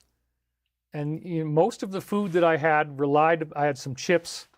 Most of the food, fairly healthy chips, cassava chips, but still. Jean Novacek, I could use positive thoughts. I went to the eye doctor on Friday. She donated, by the way. And I have a macular hole in my left eye. Got to go to the retina doc tomorrow. Operation recovery is not going to be fun. I'll be face down for 7+ days. Thank you. Jean, we are so sorry, and we're praying for you. Everybody, please pray for Jean Novacek. So we're very sorry about that. You need a Generac generator. Look, I do have a Generac. It's not connected for various reasons. The guy didn't put it in up to code, as we found out. Vakapala, thank you for dropping that link. Jean, everybody's given you, look at all these well-wishers for Jean Novacek, all these yellow. That's incredible. We have such a great audience here. I did have the Generac running before, and I'll tell you, it hardly does anything. And you can't, if you use the generator, you're going to burn up all your propane too, which you need for other things. So no, it's not a solution that really works that well in the long run. The EF deltas are really the best thing I've got. If I got 2 of those batteries, even with my big refrigerator, I can keep it running for up to like maybe 3 days, even a little bit more than that, of steadily not having any power. And so then if you've got the ability to get it outside without the panels blowing away, without the wind blowing them away, then you could actually keep your refrigerator going even longer. Oh, wow. We got 3,333 Argentinian pesos, which shows up as red, which means it's got to be around $100 or something. Merry Christmas from Argentina, from Viade Monte. So yes, the spirit of the birth of the Christ within, such an important principle. Learning that Christ consciousness is within you, man. Learning how to cultivate that inner spark, and learning how to cultivate that kindle that flame.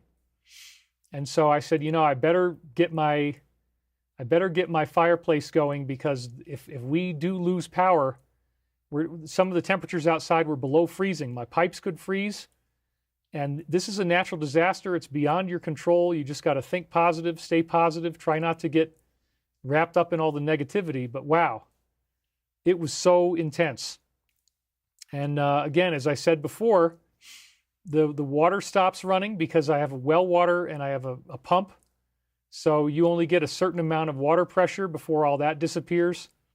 And if the water goes below freezing, then you have to run all the pipes down, which means that now you have no water. So you end up using, as a man, you can stand up and pee in the sink, and then you use bottles of water to wash it down. So I had 3 5-gallon jugs of tap water that I filled up. So I had a water supply because you have to take sponge baths.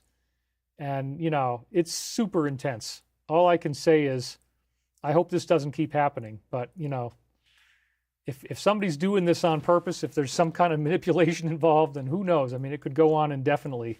And it's just terrible. I mean, I really hope that it doesn't keep happening, but who knows?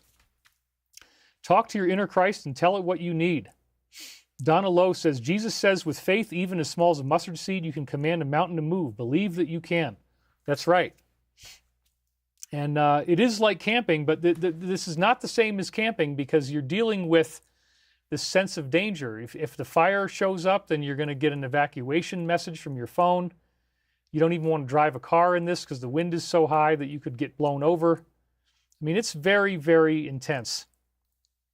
Scarlet Fire says, this one time at David's summer camp? That's funny. Anyway, thank you guys so much, and thank you for the donations. Let's see. Oh, wow. We're already over $2,000 in chat revenue, $2,100. Keep them coming. That is so great.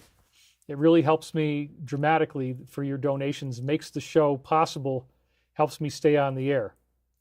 Brave Soul, I'm so sorry to hear how horrible of a week you had, sending you hugs, love, and prayers. Yes, I honestly can say that I have never been more intensely challenged by anything that I've ever been through, really in my entire life, than what the last 2 weeks have been like.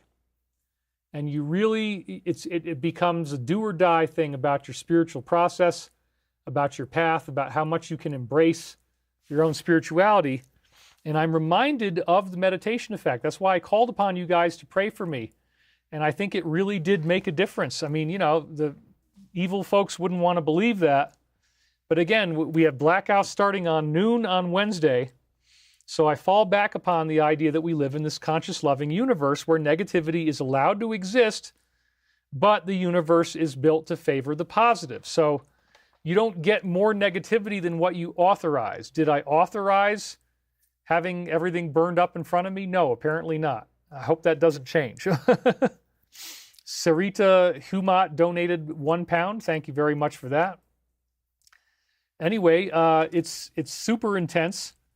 And, this again was the greatest challenge. And I honestly can say I didn't cry. I didn't scream. You want to stay calm. You do not let yourself freak out. Do not let yourself go into some type of meltdown.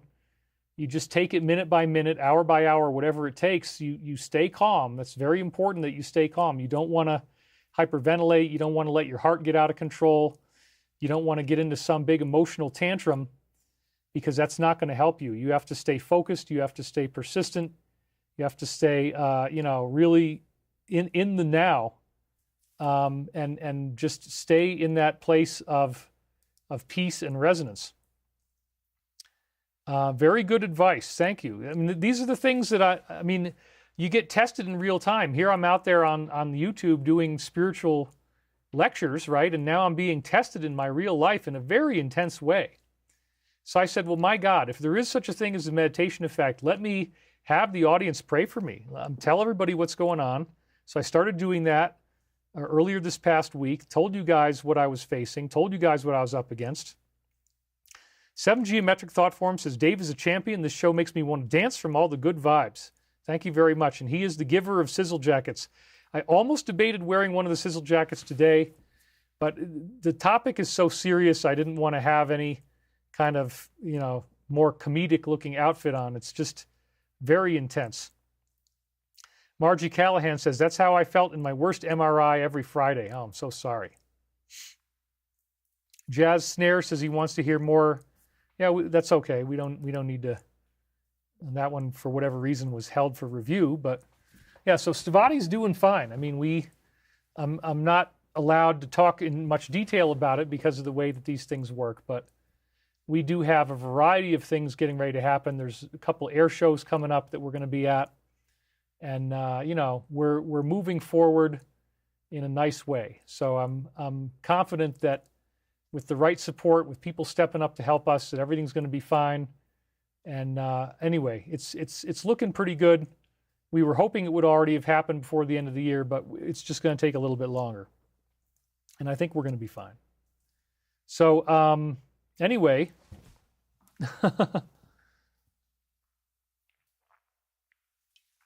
Jesus' teachings are really what Christmas is about.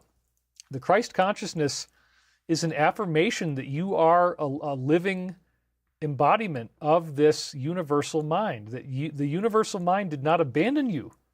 You have not been left alone. You have not been abandoned. It's fundamentally a part of who you are.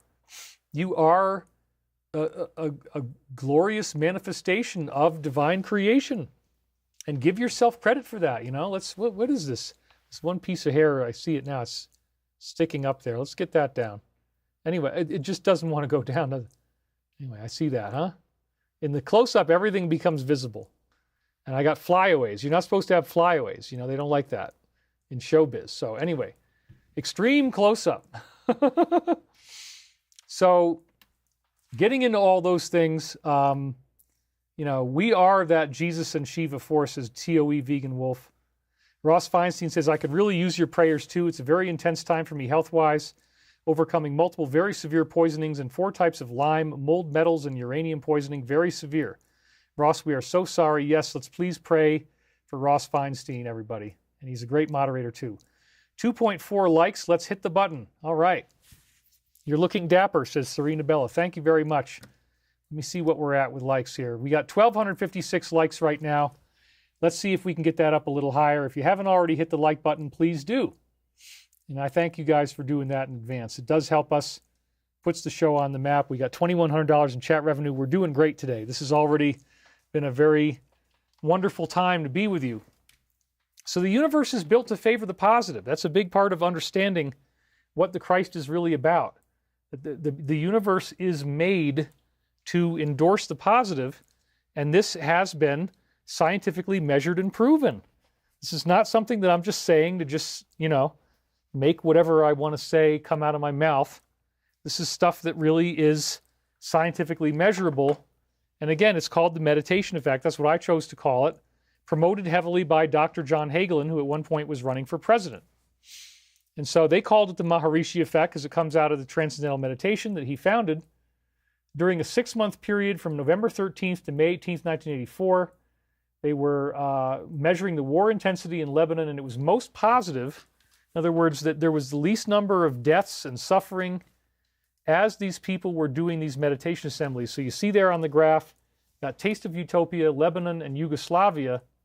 During those 3 things, there was significantly greater progress towards peaceful resolution as they were meditating together, 7,000 people, than would have been predicted from the prior history of the Lebanon War, with a P score of 0.00005. So that is unbelievable. And it's been studied many, many times. They're using a non-denominational standardized form of meditation where they get a group of 7,000 people who go together for a week or more, and they're trained to meditate together in these basic practices where they're cultivating something they call pure consciousness. And then during those weeks, in some of these studies, and again, there's over 40 of them, global crime and terrorism reduced by 72%. This is how many people are dying. This is things like domestic violence. This is things like the crimes that are committed, people pulling a gun on somebody, terrorist acts, the number of deaths, even bad weather. All of these things are positively affected by people, just a small group, 7,000 people in meditation. And that's so amazing and phenomenal. The wild windblown look, says Deborah Ouellette. That's right.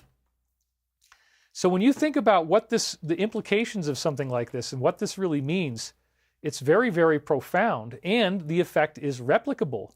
It's not just something that they've only done once or twice. It's happened over and over again. Dozens of studies have confirmed the effect. They believe that it has to do with the square root of 1% of the population, and they ruled out weekends, weather, holidays, and all other statistical phenomena, as I said last week. So even Harvard Press, just to show you that this is not fringe and The trolls always, no matter what I say, they're just like, David is a charlatan, David is a con artist, David is gay. Just because I have gay characters doesn't mean, and even if I was, it's like, okay, well, say what you want. But anyway, this made it into Harvard Press, okay? So it was a big enough story that it made it into Harvard Press. This is scientific data. Doesn't matter what you think about me. This is stuff that's real, and it shows that harmony is built into the universe at the quantum level. And so what they're saying is that the meditation effect is fundamentally a phenomenon of radiating evolutionary influence arising from the enlivenment of pure consciousness, the unified field of natural law. So yes, as you go into that, when the Christ is born within you, that feeling of unconditional love, that feeling of love and forgiveness, it is creating this effect that modifies other people's free will in a really cool way. This perspective is corroborated by 43, remember this is from Harvard, published or presented papers reporting on the results of this effect worldwide at city, national, international, and even global scales. Present-day standard model physics and physiology do not account for the outcomes of this research. Absolutely. But this again gets us back to the concept of a holographic universe. And so you better believe that when I'm going through high winds, like I want to use this power, use you guys' love to help me out. So now this is something that comes off of the Transcendental Meditation's own website, miu.edu. It has become possible to lodge a prediction in advance with the police and the mayor of a city and then create the effect. This was put to the test with careful scrutiny in Washington, D.C. in 1993 with the Distinguished Review Board. They got a maximum decrease of 23.3%, so it wasn't as high as some of the other ones were. Washington, D.C. is very resilient. I wonder why.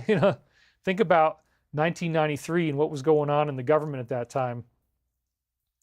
It's just, you're only going to get so much progress. But 23.3%, that's really freaking amazing. In fact, the statistical probability that it could have been a chance variation in crime statistics was less than 2 in a billion. P-score of 0.0002. So wow. I mean, again, I just wanted to pop that data in there to remind you that this has been repetitively scientifically studied. This is not a joke. And mass consciousness affects, it affects weather, it affects fatalities. So what does that really mean about free will? Right? When somebody's got the free will to pick up a gun, aim it at you and shoot you, and then they choose not to do that because of these people meditating, and we now can prove that that's why these crimes didn't happen. That's amazing.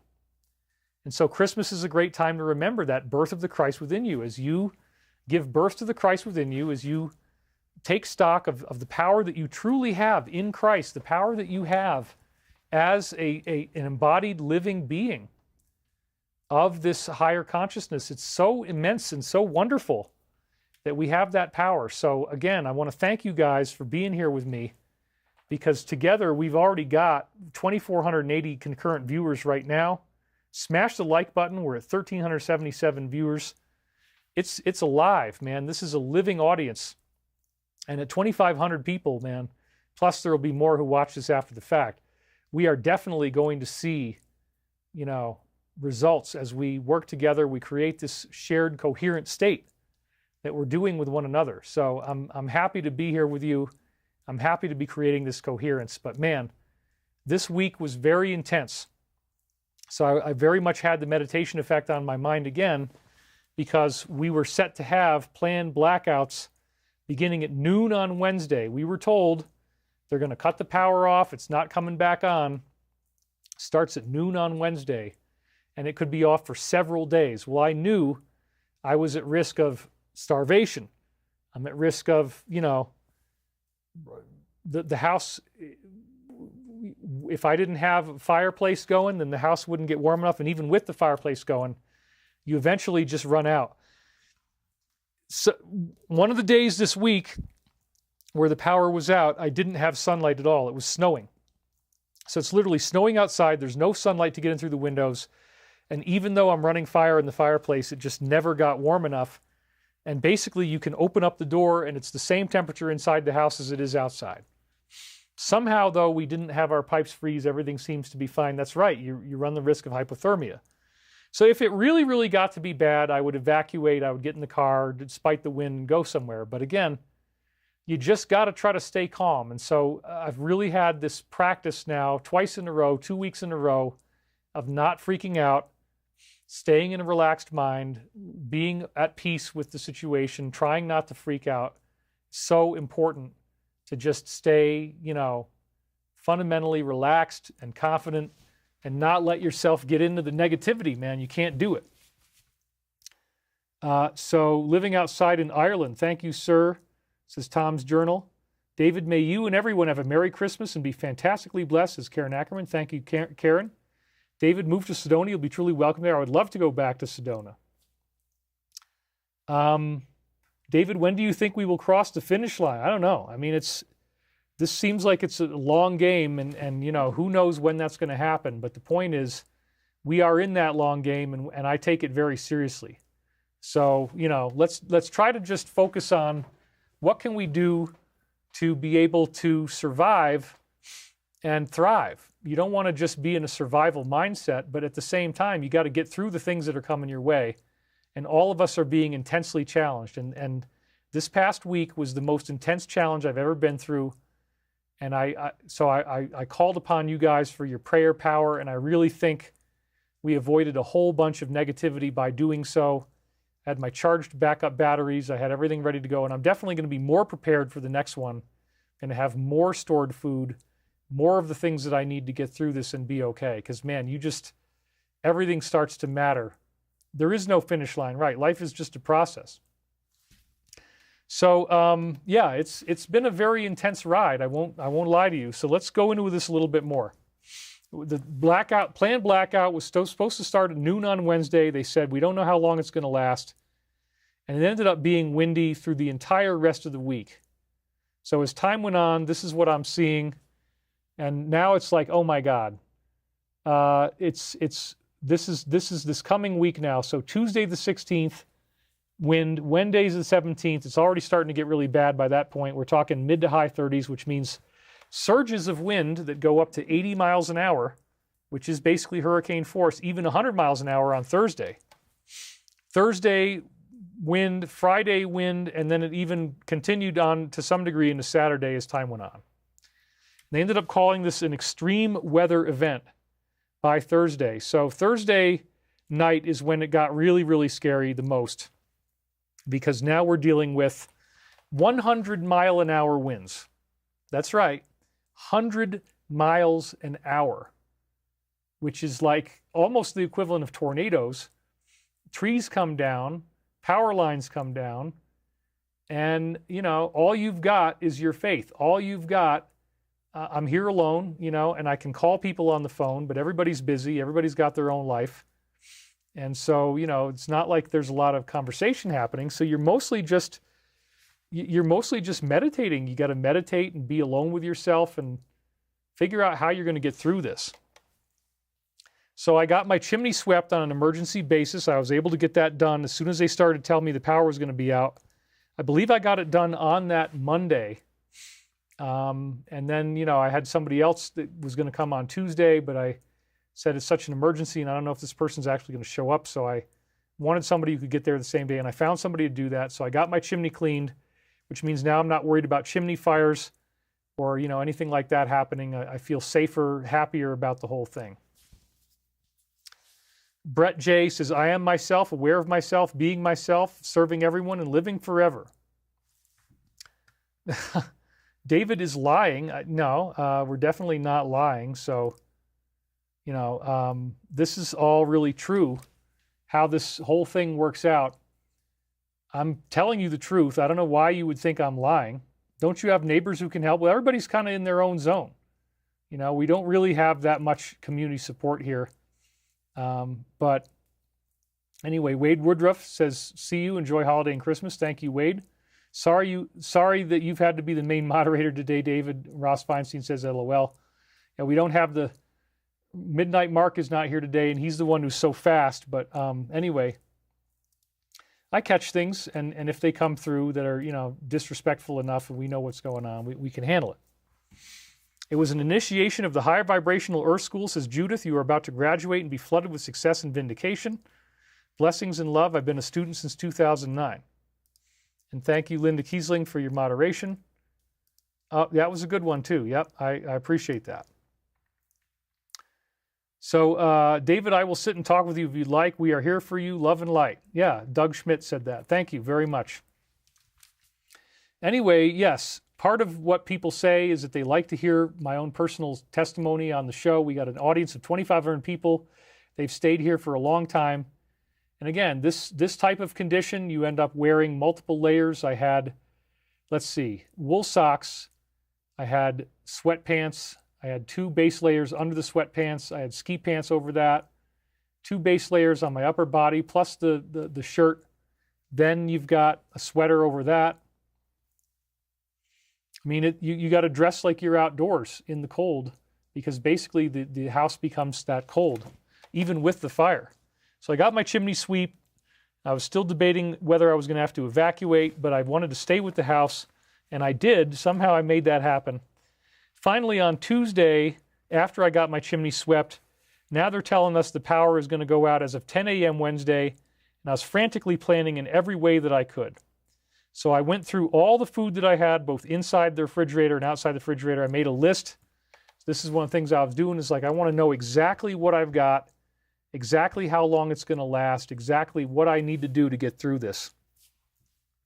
Cindy Lawson says, we send you warm love. He's giving codes. No, I'm not. There's no secret code or anything. It literally was just like a survival challenge of how you can get through this, and it really does call upon the Christ within you. You have to find that strength within, because again, I'm out there talking about this stuff online, but if I can't deliver it, then it doesn't mean anything. And if anybody thinks I'm lying, I'm showing you the proof. I've got a map of the power outages coming up that's going to blow your mind, and I put it on Twitter. So this is definitely real. This really did happen. I talk about spirituality. I have to put it into practice. I have to make these things happen in the real world.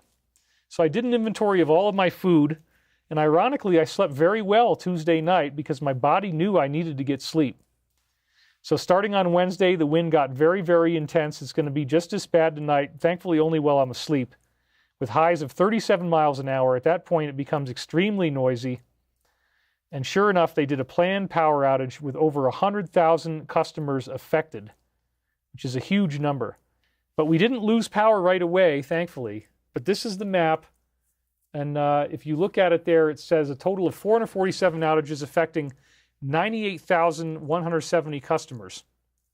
I have never seen anything like this. If you look on the right-hand side there, and that is a map, and you can see where Denver is, kind of in the middle, lower middle area. I have never seen so many of these power outage icons on that map before. It was so crazy. The wind was so bad. So many people had power outages at the same time. And then you see that dotted line outline. Well, sure enough, if you look up there on the left-hand side above the middle, it says Nederland. That's where I live. We were in the planned power outage region. That dotted line meant they were going to turn the lights off because they were worried that trees could come down and spark a fire. And, it's very intense. So, right, Trent Malik, if anybody doesn't like what David has to say, it takes no effort not to watch this. So, doesn't matter if I have money or not. That's another thing that we just had to take another hater down here. It doesn't matter, and I don't have a lot of money, actually. I've been very impoverished working through all this stuff. But, so this house wasn't really built for the winter. The guy who built it didn't really build it to survive in the winter adequately.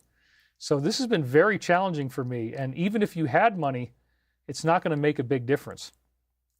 Land of the Lost, I lived in Colorado Springs in the late 70s. We had many blizzards. My sister had to walk to school in them along with me. We had moon boots, LOL. That's right. People think if you have a nice house that you are rich. That is not true. Yes, I do have a nice house. Definitely not rich. These trolls don't know what you went through, says Deborah Ouellette. Therefore, they say you're lying and pay them no mind. Yeah, I mean, it's very, very real and very scary what I went through. Let's put it mildly. So again, I've never seen an outage map quite like this before. Notice that on the left-hand side, it says unplanned power outage that affected 3,384 customers. I mean, that alone right there is pretty freaking rare, where you would see that many people all get hit at once.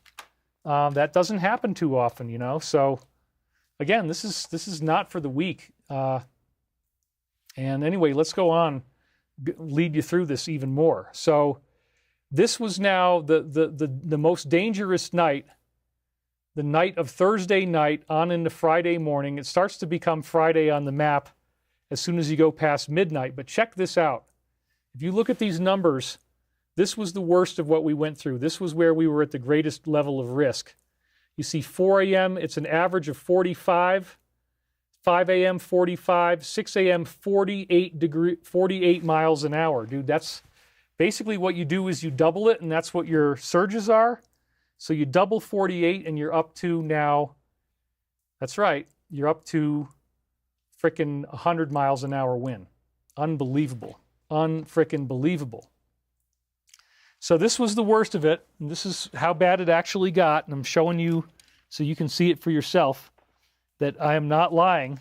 I couldn't have, I mean, maybe I could have tried to find some way to fabricate something like this, but trolls who want to say that I'm lying, you know, there's your scientific evidence. I actually had tree guys come over, and they cleared 2 down trees in my driveway.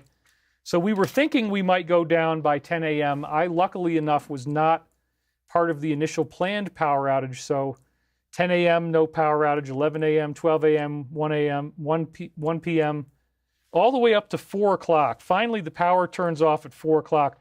I was getting smug, too. I was like thinking, oh, we're not going to have any power outage. This is great. Nope.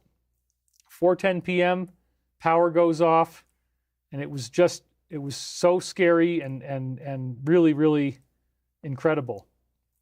Leave David alone and move on, trolls. That's what somebody was saying. Anyway, we're at 2,500 viewers, and that attracts a lot of attention. So I'm really glad that you guys are here. Thank you for listening to me talk about this. So the entire Boulder area was down by Wednesday evening. It was over 100,000 people. And now I'm lying down on the couch with my fireplace doors open. The flue is open. I have to change the wood every hour or more. And even still, it's really just barely enough to keep the house warmer than the outside. And you're trying to keep that radiant heat in the house. You do get some degree of heat coming off the fireplace. But again, yes, this is a fancy house. No, it does not have a wood stove. It is not built to handle survival in the winter in a power outage for days on end. And I would love to have a wood stove, but I just haven't been able to do that. I don't have the money, don't have the ability right now. So you can't stop looking at the fire because there's a risk that it could burn down. So you don't really even sleep. I wasn't sleeping because, again, you got to keep on opening up your eyes. The most I think I ever slept at any one time was like an hour and a half. And even that's a little bit dangerous. You wait that long, you know, you want to make sure a spark doesn't come out and starting to burn something, which it usually doesn't. That's not really happen. Charlie Winter donated $22 and says, hang in there, David. Thank you, Charlie, very much. And again, we really love the super chats. So anybody that wants to do that, I'm very, very appreciative. Tammy Lilly, it was all over the news for the ignorant haters. Haters will hate. Thanks for all you do, David. That's right. Julia says, I've been watching David's shows for many years already. He is the best soul I've ever seen in my life. Well, again, I'm not trying to be the best of anything. I'm just trying to be myself, trying to do a good job for you guys. It's a nice house, but it's very old school. That's right. And it's not really built. Even a regular house would probably have better insulation than this does, because we got cracks in the logs, and you know, the cracks allow smoke from the outside to come through. Sometimes you smell other people's fireplaces. I'm noticing that because there's still a smoke smell in here from what I was doing. Spray foam insulation cabins go together like peanut butter and jelly, says Prince Royal. He's the one who always wants me to do my Southern character. But yes, so this was super intense, man. You can't stop looking at the fireplace. The entire house was shaking with violence. And again, this was just the first one on Wednesday. So Wednesday night was just absolutely awful. It was a planned outage that everybody was affected by. That's how they make sure you're not going to have a fire. We had surges up to 37. It actually got up into the 40s. And so 40s means you got surges of 80 miles an hour. I think it went up to 41 or something by the time all was said and done. It kept getting worse. The forecast would say it's only going to go here, and it just kept getting worse. So the first big miracle, the first big baby Jesus miracle was that at 9:29 a.m. on Thursday, the power actually did come back on. The house was getting cold. Everything was getting really scary. The feeling of happiness when this happened to me was incredible. So you take the wins. Whenever you get a win in the middle of something like this, yeah, it was quite the ordeal. That's right. You take your wins. I could not believe it. Power comes back on. I'm just running victory laps. I'm so happy, but I already know Thursday morning, 9:29 a.m., and like, wait a minute, we're going into an even worse example of this high wind that same night. So Thursday night, it's going to be even worse. We're going to have like 48. It's going to go up to 48 miles an hour. Are you freaking kidding me? Oh my God. I showed you where it went. So I actually participated in our Thursday Stavati board meeting. I had power. I showed up. I transcribed, did everything I usually do, knowing that there was an even worse storm coming in that same night. So I still did my job, still showed up for the company. And now we have a new planned outage. They start telling us this during the day. 5 a.m., they're going to turn the power off once again. And so this was one of the power outage maps of the power they were going to turn off, but it wasn't just that one. It was really the much bigger area than just this. That's just an example of some of the areas that were going to go through an outage. So, and again, you know, probably if we want to go back to the other one here, this is you can see more of the types of plan. I just wasn't thinking about doing a show, and I probably should have been, but you know, you got bigger fish to fry when you're in the midst of something like this and being like, oh, let me get visuals for my next show. You just try to live. You want to stay alive. So like, yes, there's the little area, kind of looks like Italy or something, or like maybe the Great Britain island, the areas that are outlined. But again, this is more of like the horror of what happens in a full-blown blackout, planned power outage. This whole region is just totally affected. So I went to bed at 9 p.m., but my nerves were really starting to get to me, so I was able to sleep to some degree, but then by 2:30 in the morning, it's like, nope, this is just not working out. So I got up at 4:30 in the morning, I took a shower, and I ate some toast, and I'm really glad I did because I had 2 nice hearty pieces of toast, and sure enough, that ended up being a great move. It kept me going for a long time. The power goes off again at 5:45 a.m., 45 minutes later than when they told us it was going to go off. I'm constantly checking for updates off my backup power supply. And at first they were telling us that the power was going to come back on at 11:45 a.m., which was very optimistic. You know, they were kind of dangling a carrot of hope in front of us because the wind was going to go down to some degree. But, you know, again, this was probably like too much hopium for us. But I wanted to believe it. And that's one of the things that's just so crazy is when they're telling you the power is going to come back on and then it really doesn't. So then at 8:06 a.m., they say that they're not going to turn the power back on until 6:45 p.m. that same night, which is now like, oh my God, I'm going to have to go through another sunset. I'm going to have to go through it getting dark again and getting cold again, and the sunlight isn't going to keep me warm. So, wow. But I got the batteries. I got my refrigerator going. So we actually had decent sunlight throughout part of the day. That kept the house warmer. And then at 12:33 p.m., they tell us that they're not going to turn the power on until 10 p.m. that night. And that's when you really start to freak out, man.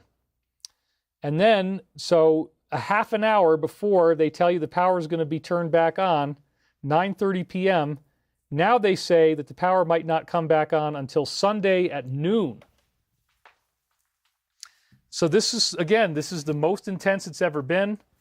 You know, and we really have to thank you. I want to thank you for all these moderators. So don't worry, David. We're enjoying the show. It takes the edge off my PTSD. I often listen to your voice when I can't sleep. What type of bread were you eating? I was just eating gluten-free bread it was a millet chia gluten-free bread, trying to get as organic and healthy as possible. How did you stay warm? Again, yeah, some people don't like what's going on here. How did you, well, Vacapalo, I think that person was actually supporting me. She was just remarking negatively about using a curse word to describe people that we're hating. But anyway, how did you stay warm? My McGilgore, well, again, I had thick wool socks, multiple layers. You just got to layer up and then get as warm as you can, get under covers, and stay in front of the fireplace. That's what I had to do. And the only way I can stay in front of the fireplace is with a couch. And the couch is extremely uncomfortable to lie down on. So this was really horrible. So again, the whole day, you're hoping it's going to happen, and then it doesn't. And that's the way they do it. They don't just tell you, oh yeah, you're not going to have power for several days. They keep dangling it in front of you and then pulling it away. And it's like, oh my God. So it was, but I'm here to live the tale. And I'm here to tell you what happened. I made it through.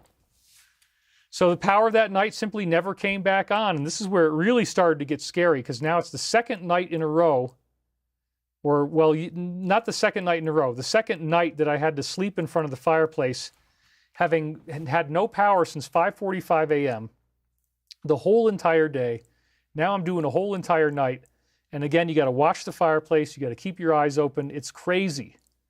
The whole thing is just insane, dude, because like, oh, I don't even want to talk about it. I mean, it was so hour by hour. And part of what you got to do is just keep yourself calm psychologically. It's profound isolation, prolonged amounts of time to just think and not do anything else, which is why I'm really glad to be here. I'm really glad to be here and talk to you guys and just kind of process this with you. Thank you very much. So I could not sleep at all. The sofa was being very uncomfortable. We're running the refrigerator off of backup power, which is only going to last about 2 days. The house keeps getting colder and colder, and I made it through another night with hardly any sleep at all. And great testimony, David, says Miles Servin. Good stuff. A variation of Dark Night of the Soul. Now less bawling and more calling. Well, we're almost done.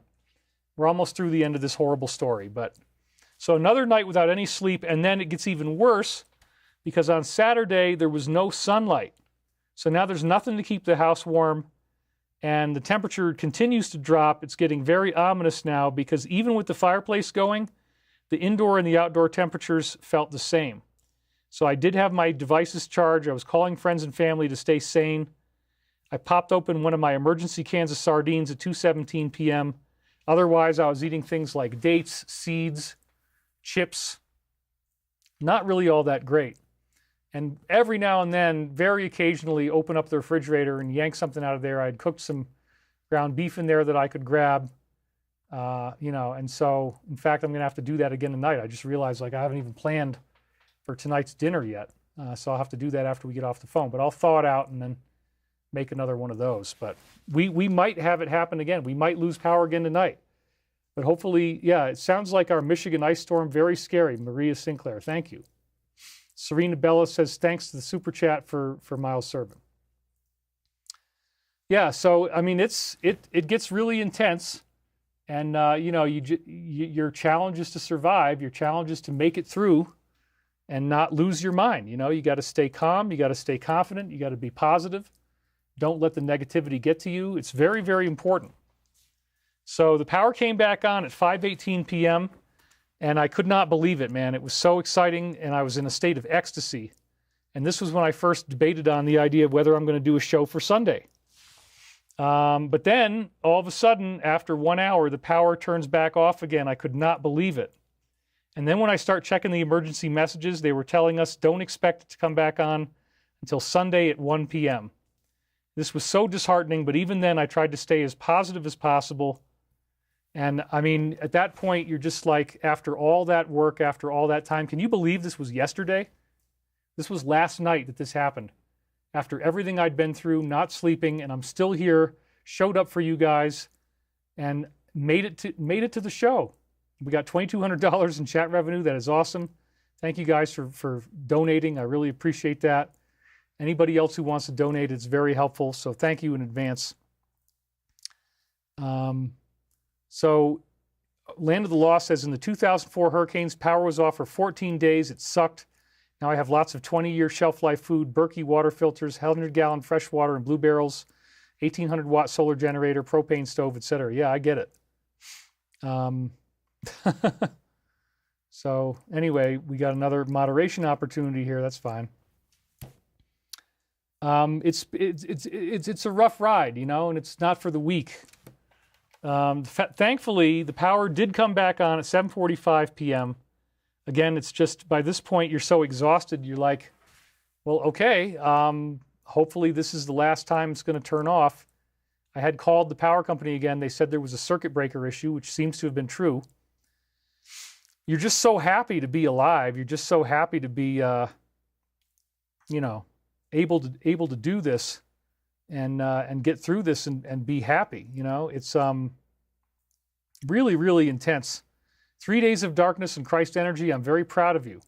Jim Garrigus just donated. Thank you very much, Jim. It says, stay safe, Data. Thanks for the winter survival story. Yeah, it's tough to talk about it.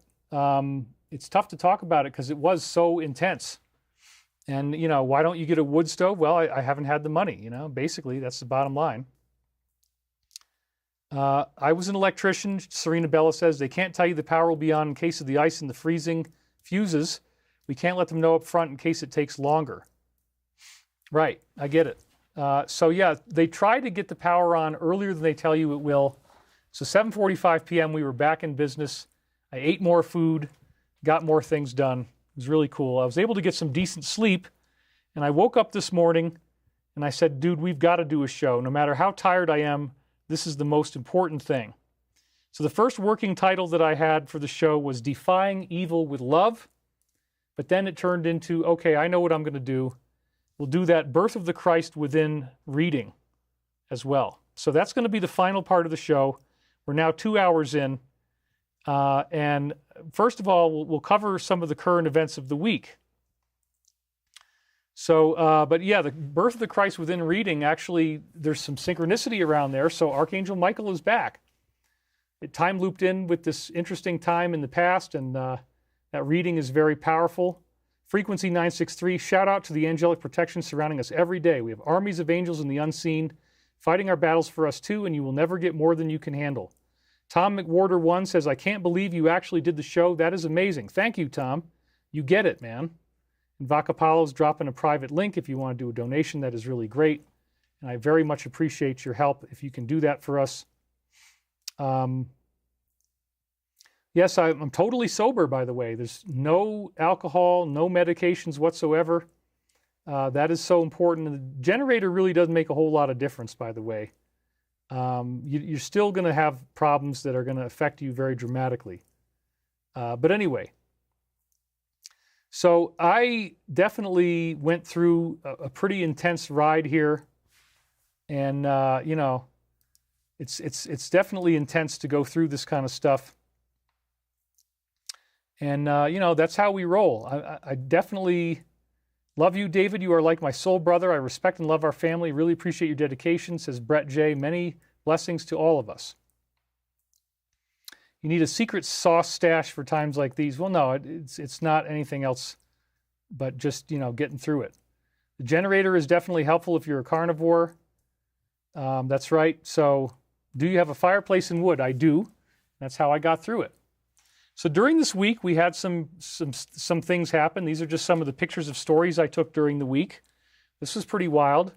This major Hollywood actor has taken a stand and slammed these things that happened in the past and actually shows up as a narrator in the documentary.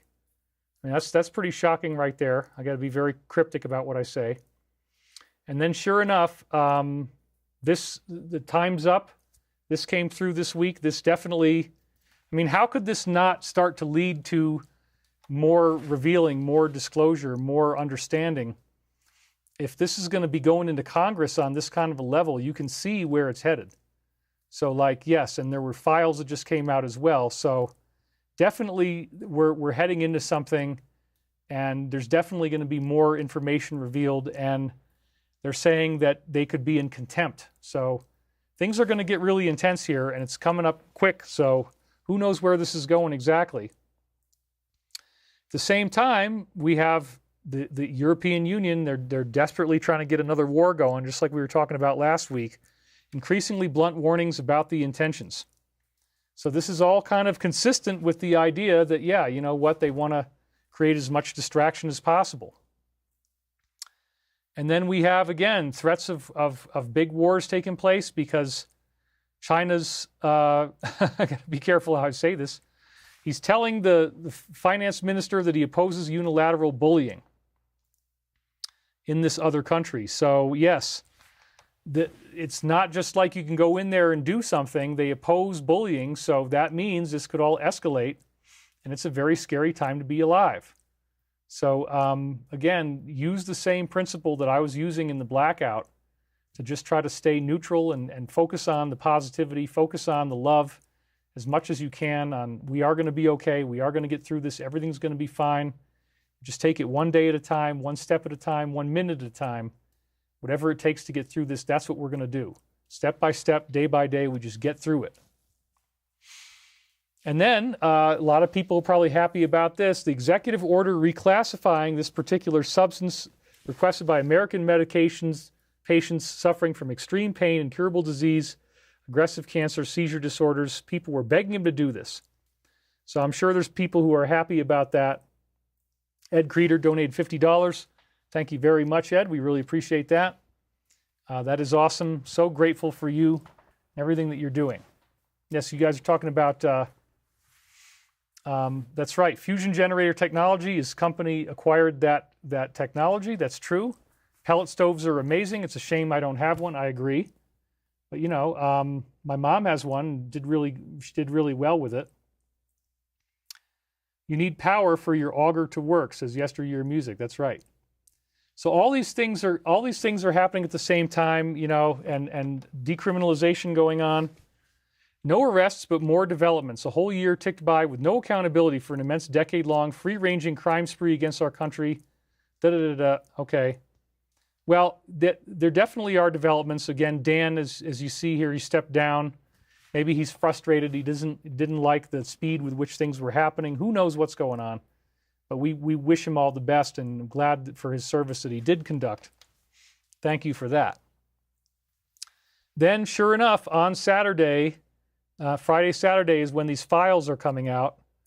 And, you know, this is, again, it looks like, even though it's taking a long time, that things are moving forward and more of what we were told to expect is now finally beginning to happen. So, you know, it's about time. And, you know, we're really glad that, you know, we're getting progress on this because, again, it can't go on the way that it is. We know that. And again, this is really outside of my hands.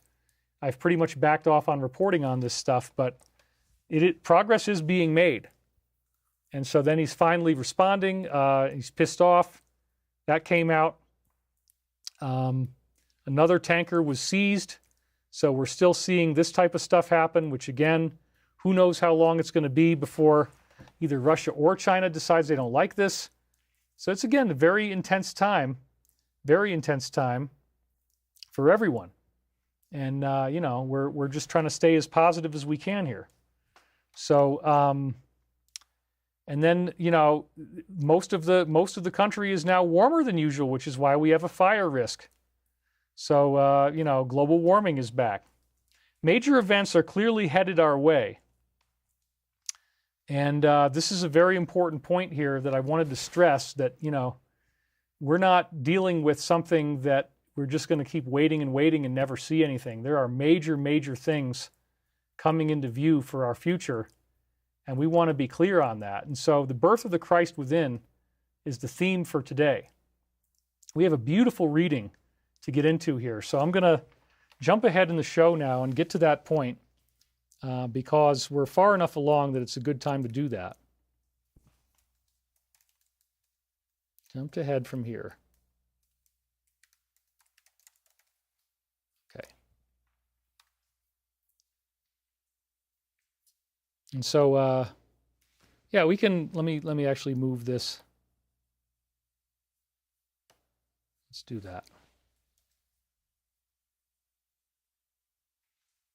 All right.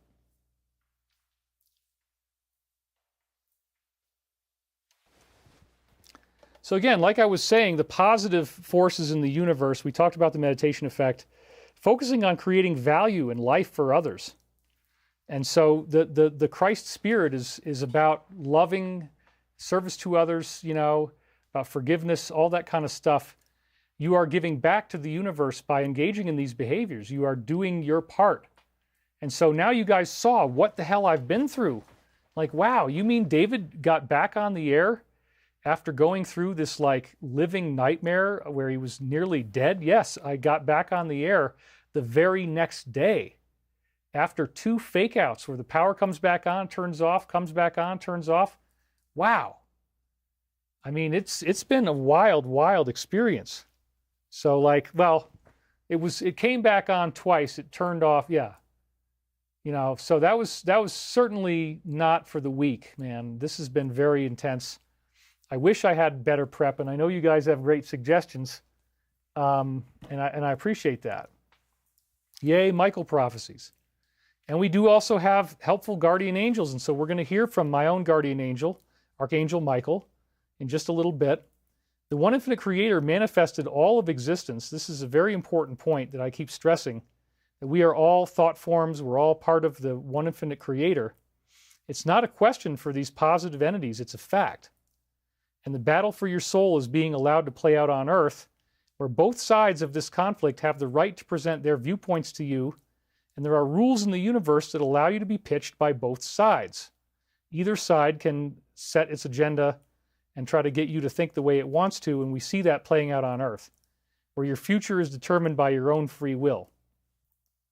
The Christ consciousness is born within you as you embrace the positive. And so that's a very important point as well, the fact that we all have this glorious future that we can, look forward to as we work through these things together. So let's see here. Moving on. Yeah, let's do that.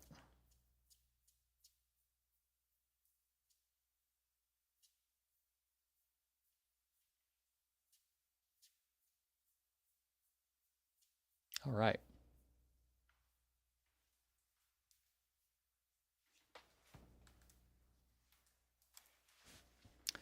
So I decide, I'm thinking to myself, okay, I have to create a show, and it's going to have to be something that I can do quickly and without a lot of thought, because I didn't even know if I was going to do a show or not. I was so stressed out by everything that's going on that it's like, man, where do I even have the resources within me to make this show happen today? Do I have the strength and the time and the ability?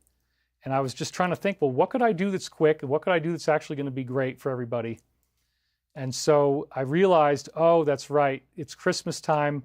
Let's focus on that. And let's do the classic reading, which I have never done in a show before, the birth of the Christ within. So we're setting that story up now. And it is a really wonderful reading that was one of the great gifts of Archangel Michael that started just before the time loop that we did from last September through till the following September, that whole 1 year where every show I did was, giving this kind of stuff here. Thank you, moderators, for being on top of it. You guys are on the ball now, and I appreciate that very much. And so Truth Trafficker says 100%. I hate the weed. It makes me useless and feel like a slug. That's right. So you guys are, but yeah, a lot of people would be very happy about the things that we're seeing and where this is all going. So no big deal there. Yeah, David Savage, we do appreciate Judaism very much. Hanukkah, we're in the middle of Hanukkah, so thank you for those emojis. They are all pro-positive Jewish in this case. He's not doing anything negative. David Savage is one of our Hebrew supporters. What up, David? Where's Angry Daddy? Well, we'll get into Angry Daddy in a minute, but I got to be in the right mood.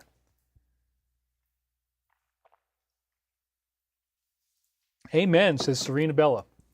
All right, so setting this whole thing up, what can I do on a short-term basis? What can I do that's going to be something that we can really enjoy? Ross Feinstein says, Jews in the house. That's right. Michael slides right before the election. Still one of my favorite shows you ever did, says Prince Royal. Thank you for that. Don't know if today's topic is the angry daddy type of topic. LOL. You're right. It really isn't.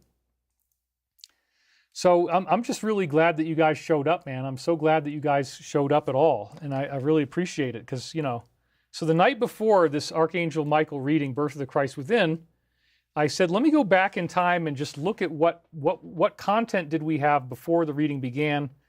Because if this is a time loop, if Michael already knew I was going to use this reading, then maybe he's going to say so. And sure enough, that's what happened. That's what actually happened. So 4:41 a.m., I found myself in a bar, neatly enough. I was going in with my old friend, Billy. This was a friend I had in elementary school. He was wearing a very inexpensive set of frames for his glasses, but not quite as bad as the ones that he had in high school. And this is a time loop to my friend Artie, who actually is in the nursing home, and he shows up again in another dream as well. And Medicaid will only pay for these plastic frames that would have had to have been 5.5 inches thick on the edge. It's literally like wearing a pair of goggles. So right away, we had a time loop reference to, and I've often thought of Artie and Billy as being similar. And so we pray for Artie as well. He's been going through hell. He's had some really intense challenges on his own, and he's one of the people I talk to regularly. Julia says, it's not easy to fight alone in such extreme conditions, David, but it's making you stronger in your spiritual life. I absolutely believe that's true. So thank you. So yes, this is a direct reference to Artie, and now he's finally getting glasses for Christmas. His father is paying for him to get good glasses, not the cheap Medicaid ones. So this was very interesting right off the bat. The day before, we got a time loop into the present showing that, yes, Michael knew I was going to talk about this reading. So then this reading comes in. This is Michael speaking. Our records claim that the witnesses to this more peculiar event looming in your near future have already become more distinctly separate than their peculiar counterparts in the now distant past. And so I said here, this may be talking about coming events, seeming to indicate that the effect this will have on everyone will be remarkably transformative. So a peculiar event looming in your near future could also be Three-Eye Atlas, which again seems to be correlated with those possible other things that could happen. So I don't really know what this is exactly, but a more peculiar event looming in your near future definitely gives us reason to hope. It's a very cryptic phrase. They're more distinctly separate than the peculiar counterparts in the now distant past. Yes, the past will no longer seem relevant once we go through whatever is coming our way. As all these truths come out, as everything is coming out, it's going to be like, wow, what a big change. Stephanie Marsh just donated. Thank you very much. David, thank you for being a divine inspiration to all of us. Life is good. I agree, life is good. You guys are laughing about Trama. Christmas Trama, I can see her coming down the chimney and spreading, yeah. So your Trama comes down the chimney to spread Christmas queer. Not Christmas cheer, but Christmas queer, you see. There's a big difference there. I like to make the distinction once in a while when I want to come down the chimney to bring you gifts and fill your stockings. It's my job as your Trama. I'm here to, I changed my gender for you. I did all these things to try to make you more comfortable with my presence in your life. If I could come down the chimney and do all these beautiful things to beautify the house, believe me, I will do that for you because I love you, baby. Mwah, mwah, mwah, mwah. All right, we are already getting out there. David's characters are thawing. That's right. Thank you very much. Got to do a little bit of something. The laughter icons are already coming in. Yeah, Tramaw. All right. How long has this live been going? We've been going for 2 hours and 18 minutes, and we're now getting into the real focus of what the topic was going to be today. Glad to do that. Don't forget your cookies. Everybody is starting to do the laughter here. That's great. We thank you guys for your laughter icons. That is awesome. All right. So, yeah, keep it going. Any adult child would love that character. That's right. Anyway, it's a good time to be alive. Good time to... so many laughter icons are now coming in. It's a little bit delayed beyond when I did it, but that's because, you know, hardly anybody's on my level of latency. I'm on low latency, so I got to wait like 30 seconds for you guys to see that. My kids have the Medicaid glasses and they're nice, says Cosmic Shield Maiden. Well, Nothing that's 5 inches thick on the side is going to really look that good. It's going to look like goggles or something. But anyway, everybody's laughing. Had to give you a little taste of the Trama action. We love this. It's super fun. That's right. So many laughter icons are coming in. It's wonderful. That's what happens. You guys shower me with good gifts when I give you something. All right. So this peculiar event. I probably should have made that yellow. In fact, let me go ahead and do that so we can highlight the part that's really significant here. Why did they say this exactly? Well, obviously some kind of peculiar event. They're referencing a peculiar event, so that clearly indicates maybe something more like Three-Eye Atlas. I mean, this might be another Three-Eye Atlas prophecy. And again, it's correlated with other things, remarkably transformative. Every one of us commends you for taking a definite opportunity to be of service when, for all practical purposes, the chips have been stacked against you. And as I wrote back when I first unsealed this on February 1st, 2022, this again is very personal, a genuine congratulations to me in the face of very difficult initiations. Well, look at what just happened. Look at the fact that I'm doing this show after all the things that I told you went down. In fact, the wind is starting to pick up right now. And it's going to be very bad tonight. We might lose power again. I hope we don't, but we're going up to 35. That's high enough wind that it could happen. So yes, thank you for all of that, Archangel Michael. When the chips have been stacked against you, I'm being commended for taking a definite opportunity to be of service when the chips were stacked against me. And again, it's also a reference to chips. One of the things I was eating to get through this was chips. So my nutrition has been really bad. So that's really nice, a nice gift from the universe, how we can do that. And people are still laughing. They're still laughing about Trama over here. So my God, David, your grandmother is brilliant. Thank you for that. I appreciate that. So yes, that was a really nice endorsement from Archangel Michael. And then he says, now as we move into the light of searing decay, putting it under the microscope, you might then be cognizant of the more debilitating effects of diet upon the body complex. So, there's different ways to interpret this. And when I first unsealed it, I said it's a clear reference to what happened in 2020, and that they used the term diet to describe things that were being ingested. So you know what that's about, right? I don't have to get too specific on that. That they are microscopic, you're looking at it under the microscope, and that it has debilitating effects upon the body complex. So this is one of many of those prophecies that I interpreted as being about said events of that year. And also, I have not been eating enough because of the blackouts and because of rationed food. So again, it's like it has been searing decay going through all this. So there's multiple levels to this, and it definitely ties in, not getting enough food, debilitating effects of diet. It's all very interesting and prophetic. So Serena Bella says, David, dehydrated foods are great to keep on hand. Potatoes, veggies, you can eat them. That's a great idea. And I should have more of that kind of stuff, but I don't. So, anyway, let's keep moving. What you ate for dinner last night was a step in the right direction. And this is so funny because they're literally talking about what I ate for dinner last night. And because the power came back on, I ate more food before I went to sleep, and it helped me out. So it's like fascinating. The time loop, again, just dialed right in, right to the present. Now the next step is to reorient your birth time in the morning so as to give a better chance for the body to have a regular cycle of sleep. And yes, this morning, I decided I got to get up. I got to do, so I got up at 6 o'clock, didn't even try to sleep anymore. I said, I got to get this show out there. I got to do the show. So once again, time loop was right on the money, man. It was incredible. In order to facilitate this transition, it will be vital for you to honor the body's request by not eating a large meal before going to bed. And yes, I ate too much food last night before going to sleep because the power had finally come back on. I kind of was in like a starvation mode. And so Michael is referring to that directly. How amazing is that? As you are aware, we have repeated these actions many times in the past, and it does continue to be a problem now. So as I wrote for today, this is exactly what just happened. So again, fascinating time loop. Our plot continues to be messy, continues to be frayed with denial and gory details. The video seemed just appropriate at that moment, just enough that it would be interesting for others to see and witness. Well, sure enough, the footage was just released the day before I re-unsealed this for our show.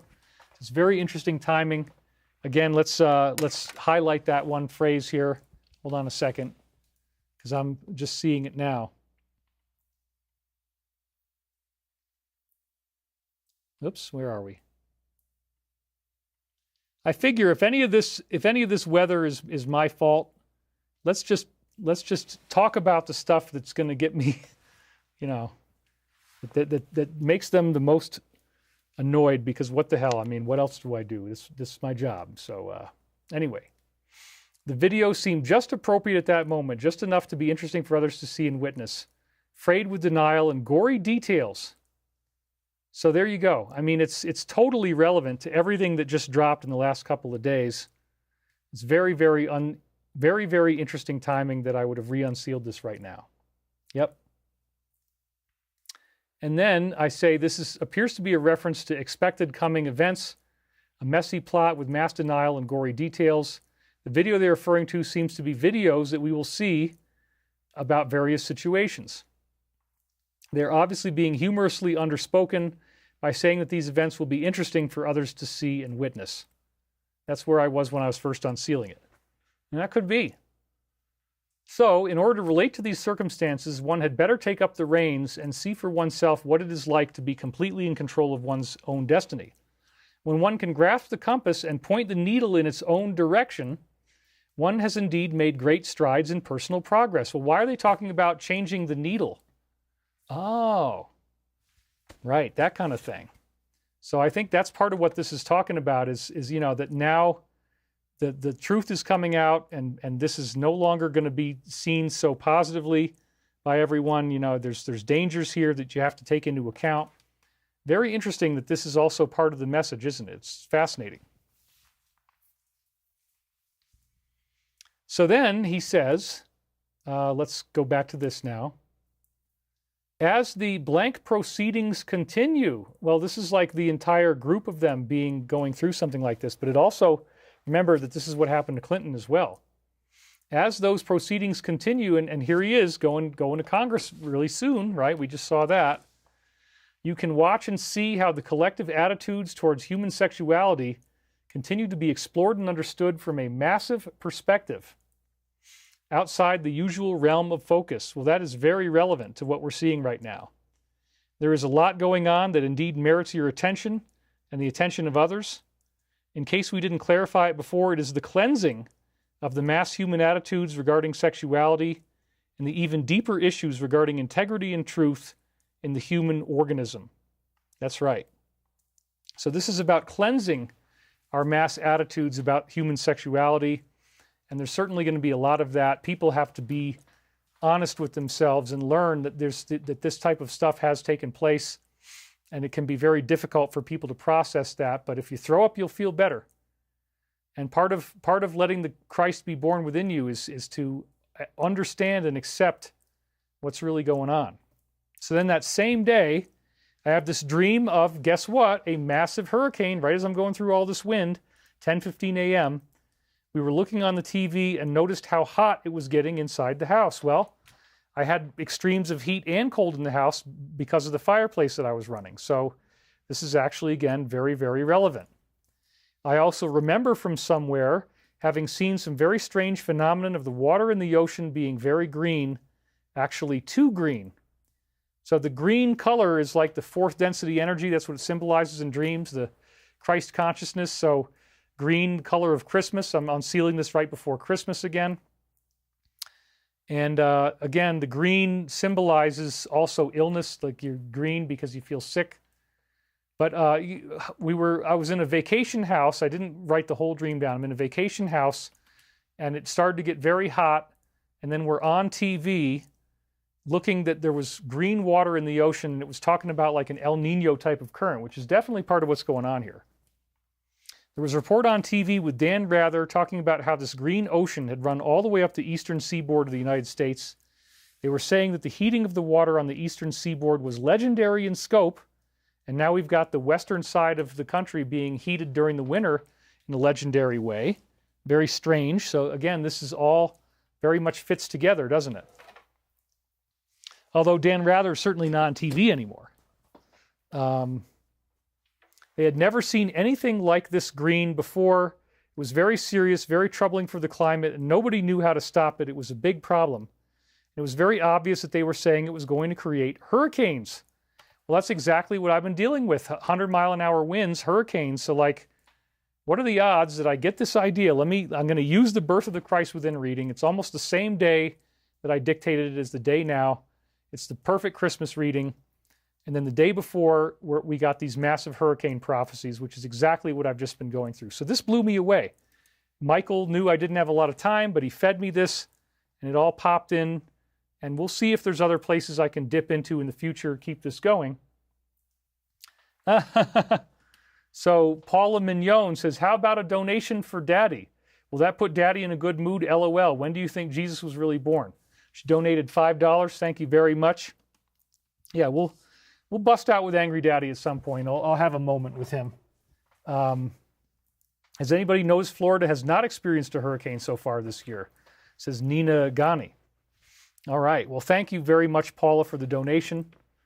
And so, again, I'm exhausted. I mean, I'll be honest with you. What were you guys saying? Oh, do you like how the green energy movement dumps green dye into the waters of Venice? Yeah, that's not a good thing. And Ross Feinstein's talking about doctors told me to stop and prescribed me to do you-know-what more. Interesting. So chicken, broccoli, and plantains, he said that too.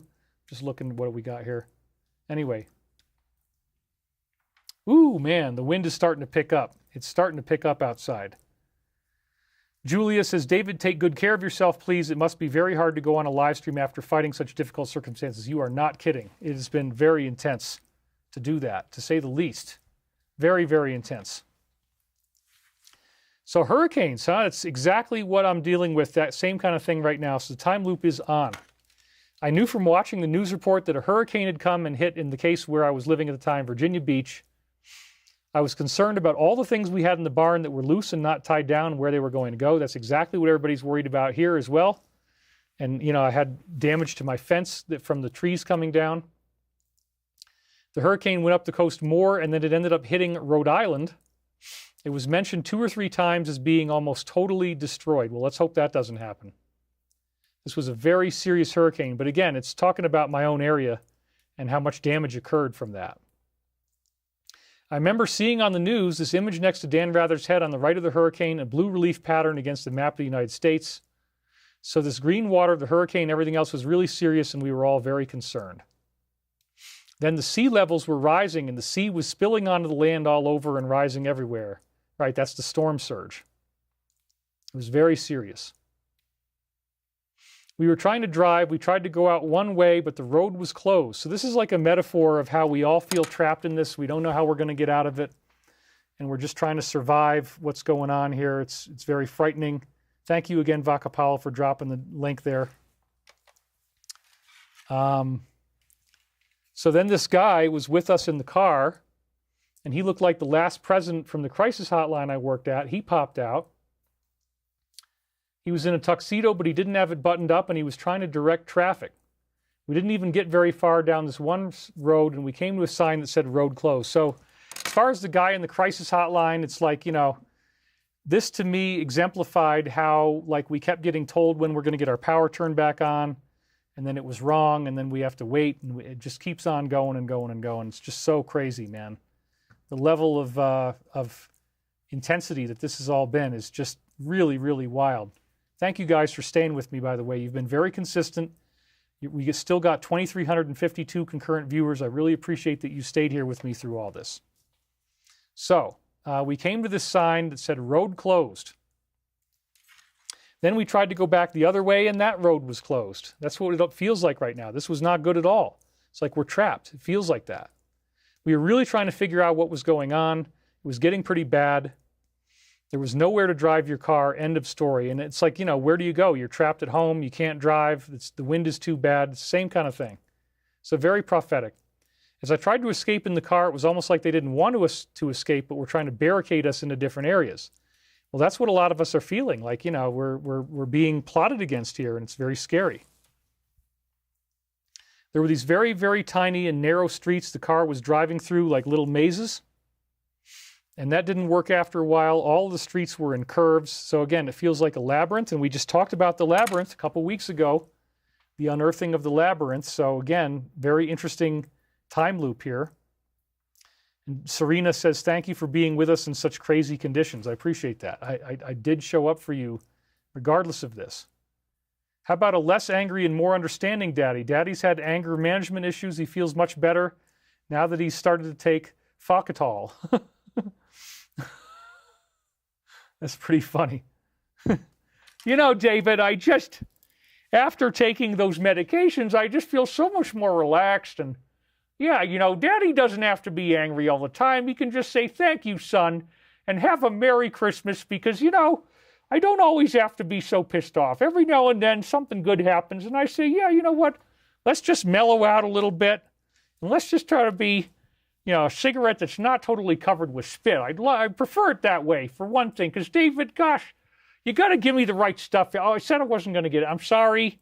I said I wasn't going to get angry, but I did it anyway, because you know what? It's just... There's so many things about this holiday that just are infuriating. And David, you got to get back on the ball, son. This is just crazy.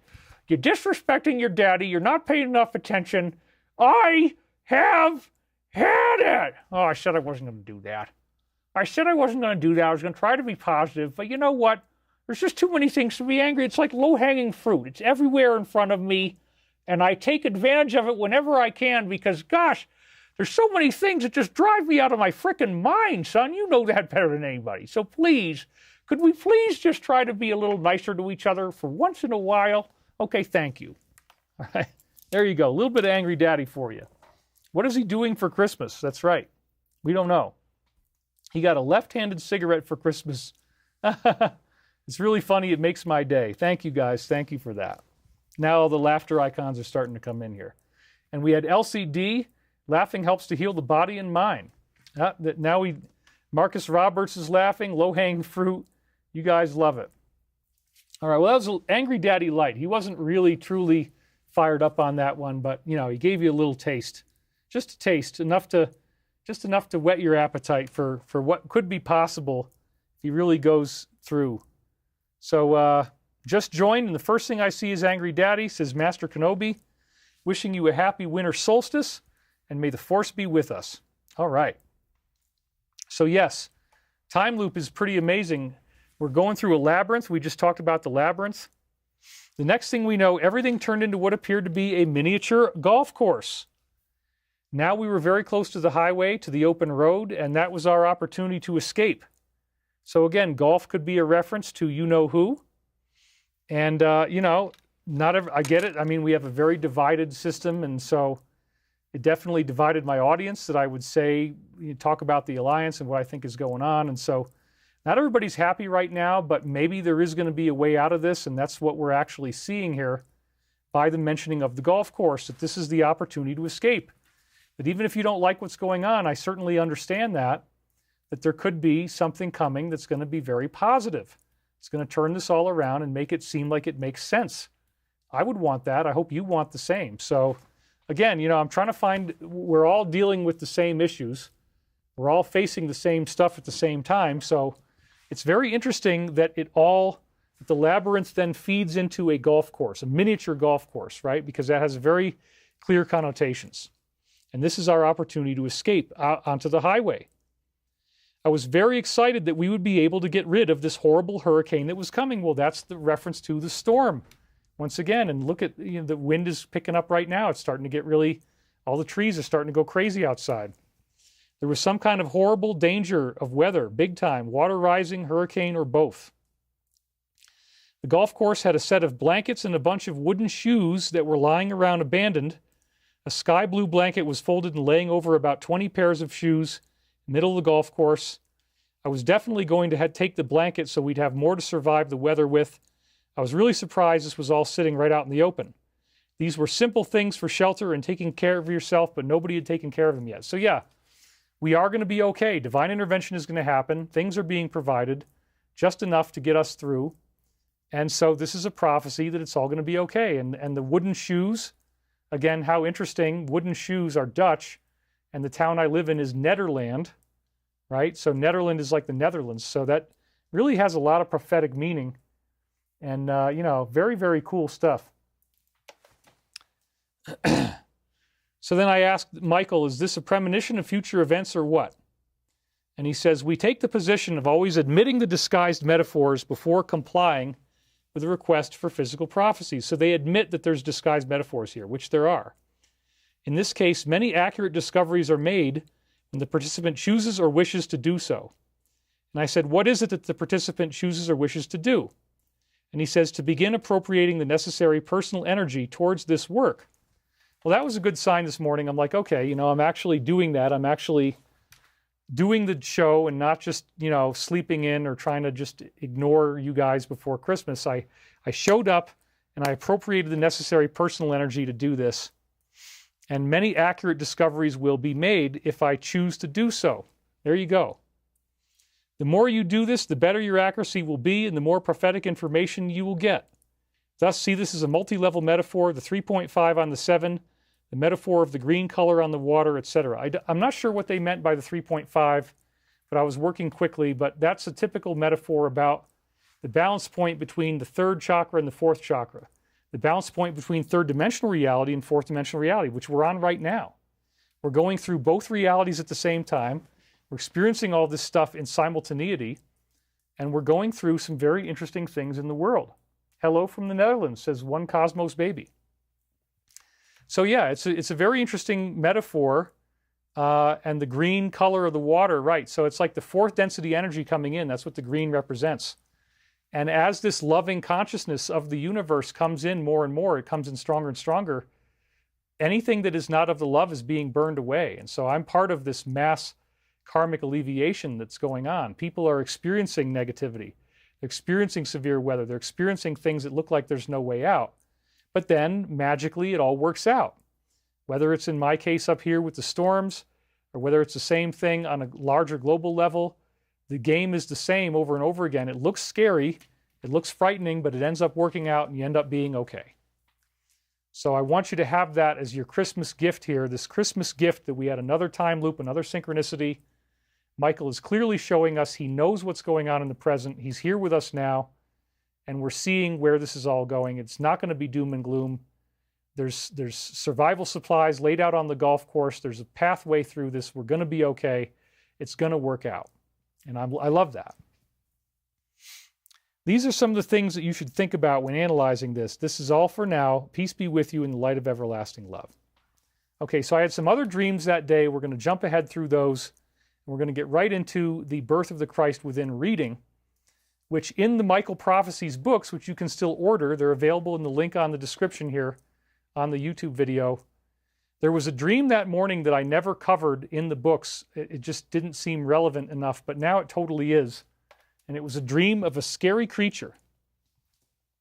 So this is now December 23rd, 1998. We're talking about 27 years ago, 4:30 a.m. At the very end of this dream, we had some sort of a large creature. It looked like some kind of a June bug, and I might have been calling it a scorpion. It had many legs. It was about the size of a footprint in width and about maybe 6 inches long or more. So the June bug gets into the idea of the scarab beetle.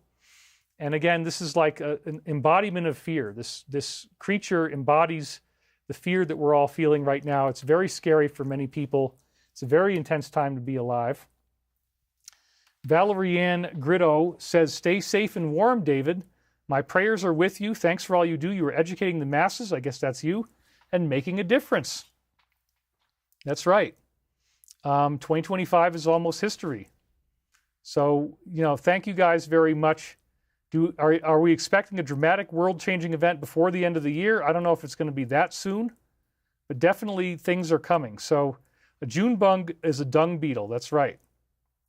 It's the same kind of thing.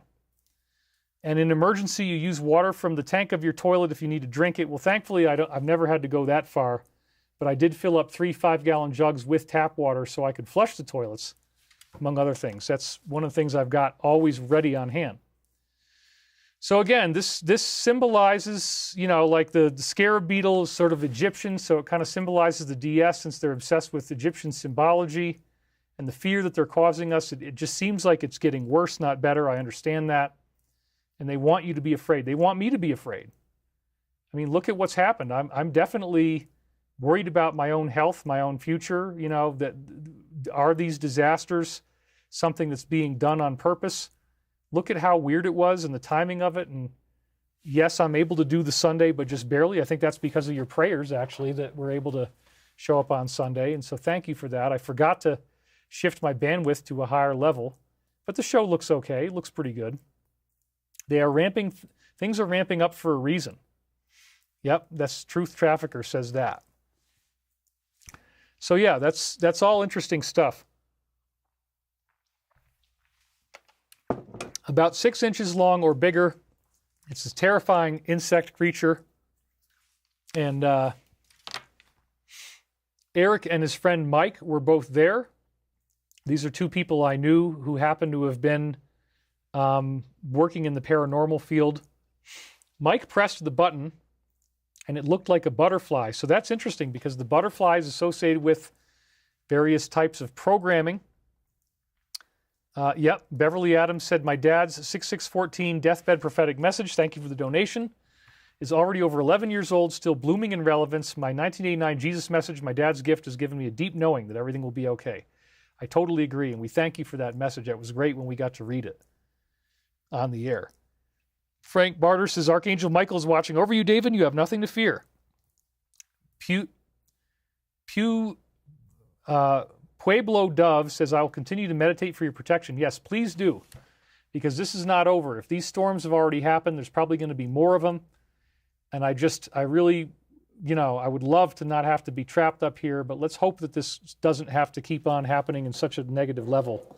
It is really, really not fun to go through these power outages and all these things I've been dealing with. I treasure every day that, I have some peace and some stability, because it's not very often. Tell you what. So, looked like a butterfly. That's a symbol of stuff that they do to try to manipulate the mind and these various practices that they have. When he pressed the butterfly button, the thing started to move really quickly. It's a very dangerous scarab beetle, scorpion thing. So this is talking about how everything is speeding up and everybody's really afraid. It also represents high winds again, the threat from the wind. It put this probe up at first, which is, again, very alien-like, like it's looking for something. Mom was there. She said it was going for the vegetables that she had been planting. Well, yeah, I mean, our food supply is under attack. I had very limited food during this process. It's been very, very intense, but we keep it going. So again, we're at 2,300 chat revenue. Oh, Sabrina Robidoux just donated another $50. Thank you so much. David, thank you for your service to us. I'm praying for your safety. I love and appreciate you. We love you too, Sabrina. Thank you very much for being here. I got an eyelid in my eye. Let me just get that for a second. Make sure I really got it. Okay. Hold on. All right. So Mom was there and she was going, the insect had been going for vegetables that we were planting. That's, again, look at how little food I had. So this is, again, during the birth of the Christ within reading, right beforehand. It's very prophetic references to what's going on right now. Just throw some stuff on there. Woo! Definitely got something in my eye, so sorry about that. It's these things happen. The show must go on. But anyway, wow, the wind is really picking up outside. I told Mike to watch out. That's my brother. Or no, that was the guy. Next thing you know, the creature started to crawl towards him really quickly. This is the sense of threat and the sense of the high winds. All from pressing on this one button in the middle, even though we already thought the thing was dead. So yes, it's still not, the threat is very real. We're all facing it. I mean, we need to respect them. We need to respect how real they are and how capable they are of doing damage of various sorts. I mean, this is all part of the game of what we're in today, the milieu that we're facing and what really can happen to us. You know, it is very dangerous, and we don't ever want to take anything for granted. He was able to grab it before it got to the vegetables, and he set it back. That's a good thing. The next thing you know, it started trying to fly, and it flew right at me. Again, it's an airborne thing, like the wind. I blindly dove out of the way, and that was what woke me up. So again, scary dream, directly relevant to everything that's going on in the present right now, directly relevant to the challenges that we're all facing. Okay, so that's what woke me up. I then realized that I was awakened at almost exactly the same moment that I had been last night, 4:30 in the morning. So I guess this is a new 4:30 a.m. vortex. And again, the dream that I had 4:30 before that was about hurricane force winds. Now we have this scary creature flying at me. It's all very relevant to what's going on now. So I was delighted when I went back and actually decided to pull a Michael prophecy into the show. The time loop was so accurate and so reflective of what's going on. Emily Howard says, my dog eats June bugs when they come out of the ground and then he barfs. My other dog's name was June. We called her Junebug and I miss her. I'm sorry about your dog. Merry Christmas, David, says Sarah Love. Thank you, Sarah. We really appreciate it. Nate League says, I just finished Synchronicity Key. I was very impressed. I wasn't sure, honestly, about it in the beginning, but I quickly changed my mind. Getting another one of your books tomorrow. Thank you very much. And thank you all again for the super chats. It's so fantastic, and you guys are very consistent.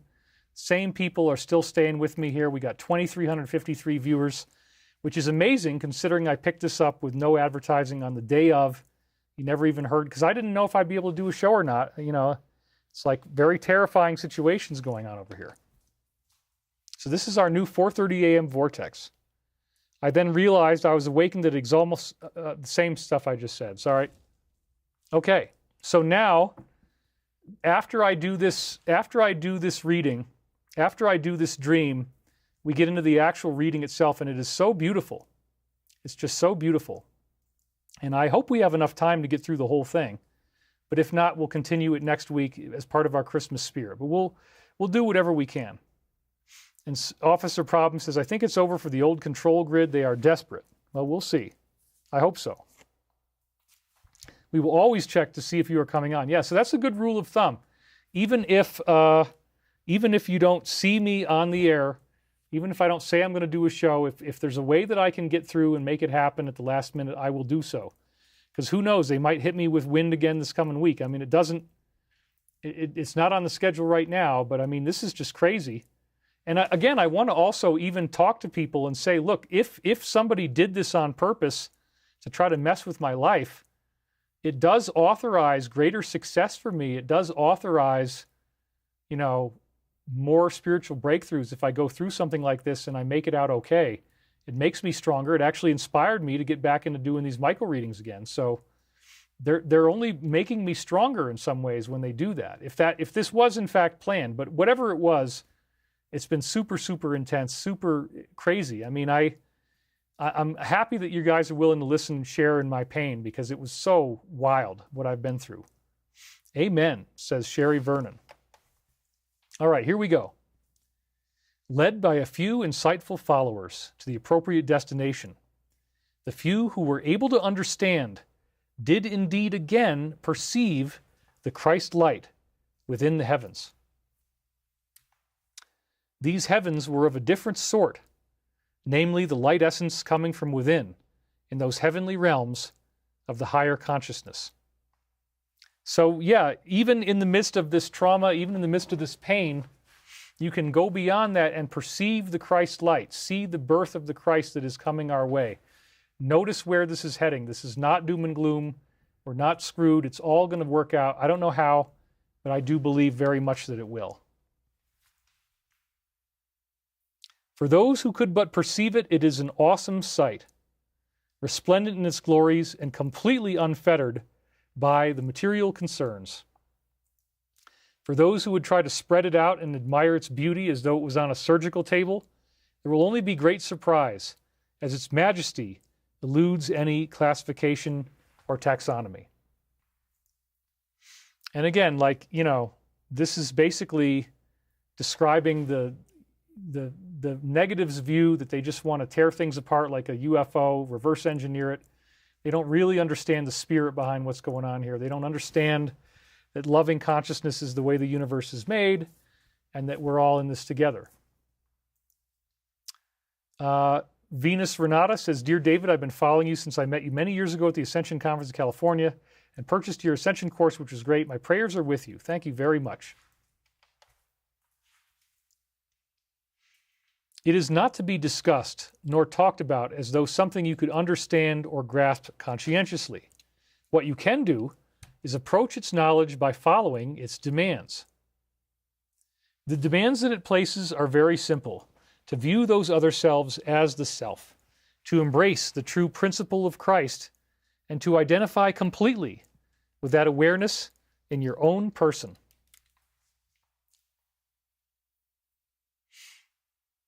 To make it abundantly clear to all those involved that you yourself have followed these commands, not out of a feeling of guilt or fear, but rather out of an innate sense of responsibility to thine own fellow man and woman.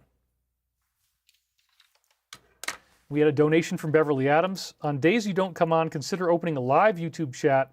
We can talk with each other and donate to you. Okay, then I'll see if that's even possible. As if I was coming on, I would come on. So if it's possible for me to do a live YouTube chat, I'd probably just do the show so you guys actually have something to talk about. But I hear you, and I appreciate that. Such responsibility needs to be generated from within, from the realization of the oneness of the one true being, that soul essence or entity that is composed of so much more than just your physical matter. Break for a second and look in on yourself. Take 5 minutes each day to observe your own routines, your own thought patterns. Do they align with the supreme will of the one being? Or do they indulge in the fallen energies of ego, pride, and discomfort? Where do you reside in God's many mansions? Do you rise to the top as the leavening makes the bread to sprout into full bloom? Or do you remain as the hard-caked dirt on the bottom that needs to be scrubbed away? And this is also interesting because, again, the first thing I ate when the power came back on last night, they chided me for, was I ate 2 pieces of toast in the middle of the night. And so, and also I had to clean off the hard-caked stuff in my pan. So this definitely seems, again, to be temporally prophetic. Laphastor says, I've been with you, donated $20, by the way. Says, I've been with you since the Art Bell, Richard C. Hoagland days. I've done your courses and all that jazz. Such dedication. Have your What is My Purpose CD from way back when. You are certainly Christed. Well, I certainly appreciate that. And, somebody's asking about what books of mine you can read. We have Source Field Investigations, Synchronicity Key, The Ascension Mysteries, and Awakening in the Dream. And they're all wonderful. They're all different, too. So you should read all of them. If you love the books, I would read all of them. Source Field is very scientific. Synchronicity Key is also scientific, but gets more into other things like time loops. The Ascension Mysteries was the next one. The first half is a personal stuff because people wanted to hear personal stories. And then it's all about the interplanetary solar system history, that kind of stuff in the second half. And then Awakening in the Dream is really unique and is probably my favorite out of all of them. And, you got to read all of them. That's my point. All right. Think about this as you contemplate the bread of life, the bread of the Christ, the bread of the one true being that is shared amongst us all as that life essence that we can all then partake of. Know in thine own heart that the message of the Christ is forever profound and forever simple.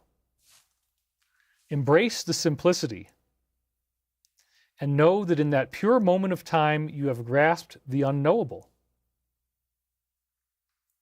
For it is through your conduct, it is both in your thoughts and in your actions, that the gateway to infinity is indeed opened.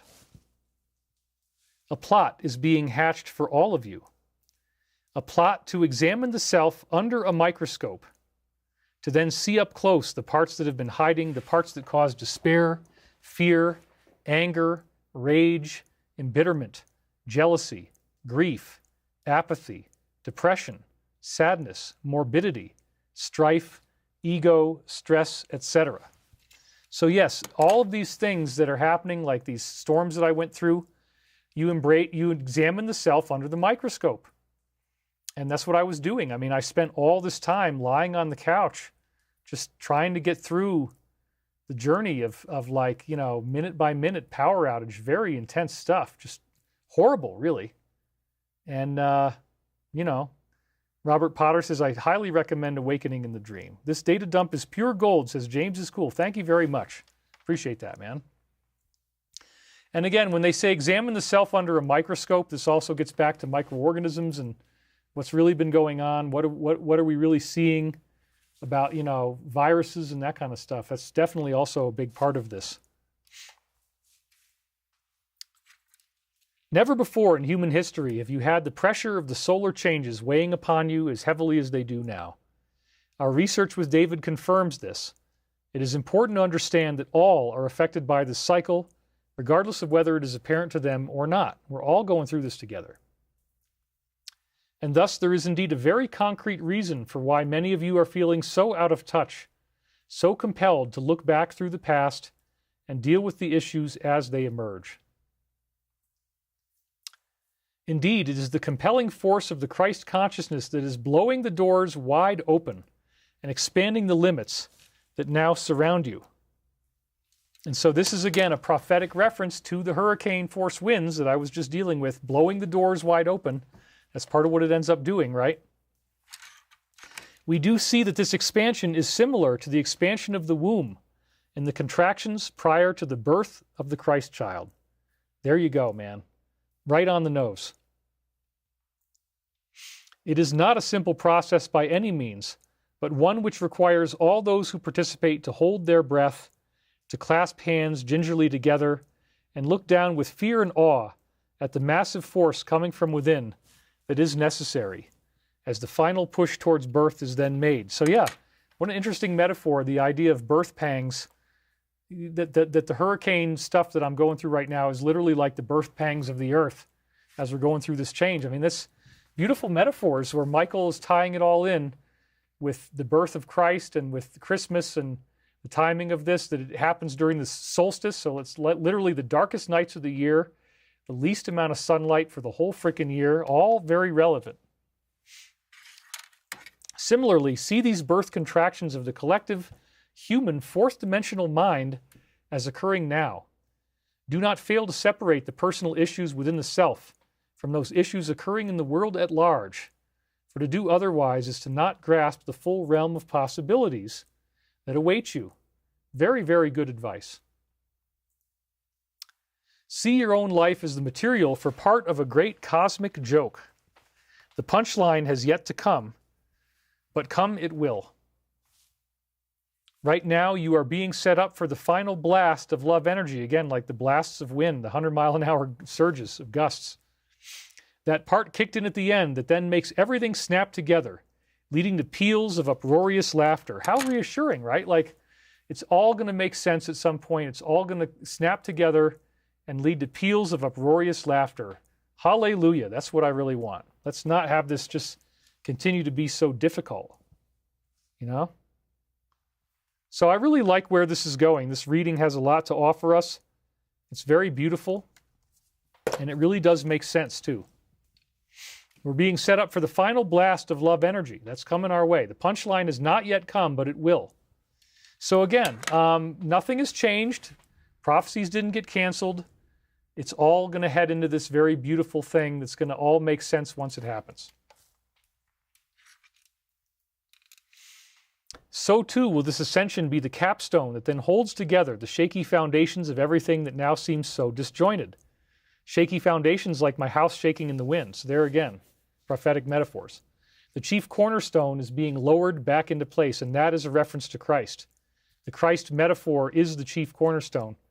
The stone which the builders rejected has become the chief cornerstone. That's a Bible quote, and it refers to Jesus, but it also refers to the capstone, because as I said, The Great Pyramid is a metaphor of the coming Christ. It is very ironic that so few of you have truly realized that this is what is taking place, that ascension is happening. As these issues bubble up to the surface to be cleansed, the most common and, dare we say, smart reaction is to rage out at the difficulties that life is presenting, to then file them away into a back burner of the mind for future consumption at some ill-defined and seldom reached point. I could choose to do that about the storms and stuff, but I'm not. I'm being very positive about what's going on, focusing on it in a positive way, and making sure that I stay in the love regardless of how difficult this has been, because that's all I can do. You don't want yourself to be lost in the negativity. You got to focus on the positive. As you go through whatever it is, you stay positive.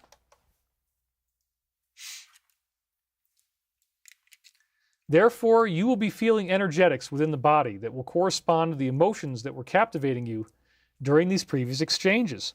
That's absolutely true. As I'm lying there going through these windstorms, I'm definitely reliving old memories.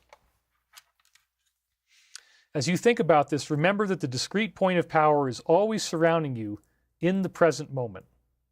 Suzanne says, David has passion and a beautiful heart of love. Thank you, Suzanne, very much. I really appreciate it. Whoops.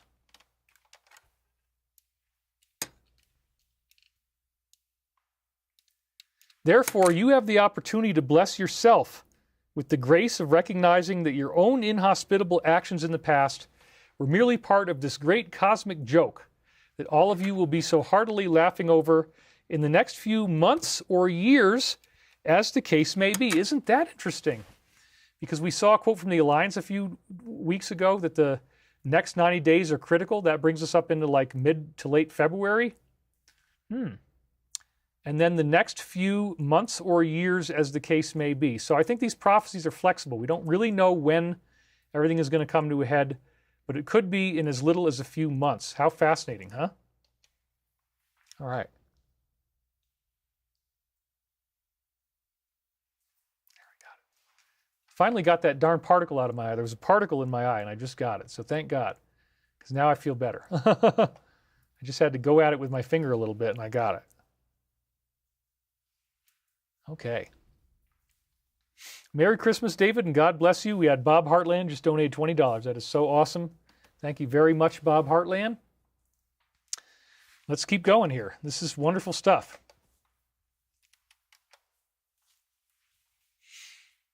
When you realize what awesome potential resides within, you are then capable of unfurling your own butterfly wings. And this is a positive now they're talking about. It is not necessary to remain a larva or a pupa forever, as these are merely growth stages. So too will you sprout your angel wings and alight within the firmament, moving towards that shining star in the heavens which beckons you, the glory of the true Christ consciousness, the one God that extends throughout all creation, that everlasting light of pure radiant love that calls all under its wing, that thou wouldst feel its holy presence. And again, I think there is some Three-Eye Atlas crossover here. The idea that Three-Eye Atlas was moving towards the sun, the shining star in the heavens. There's a couple references to the alien invasion thing, so we'll talk about that in a minute. But anyway, it's good stuff. And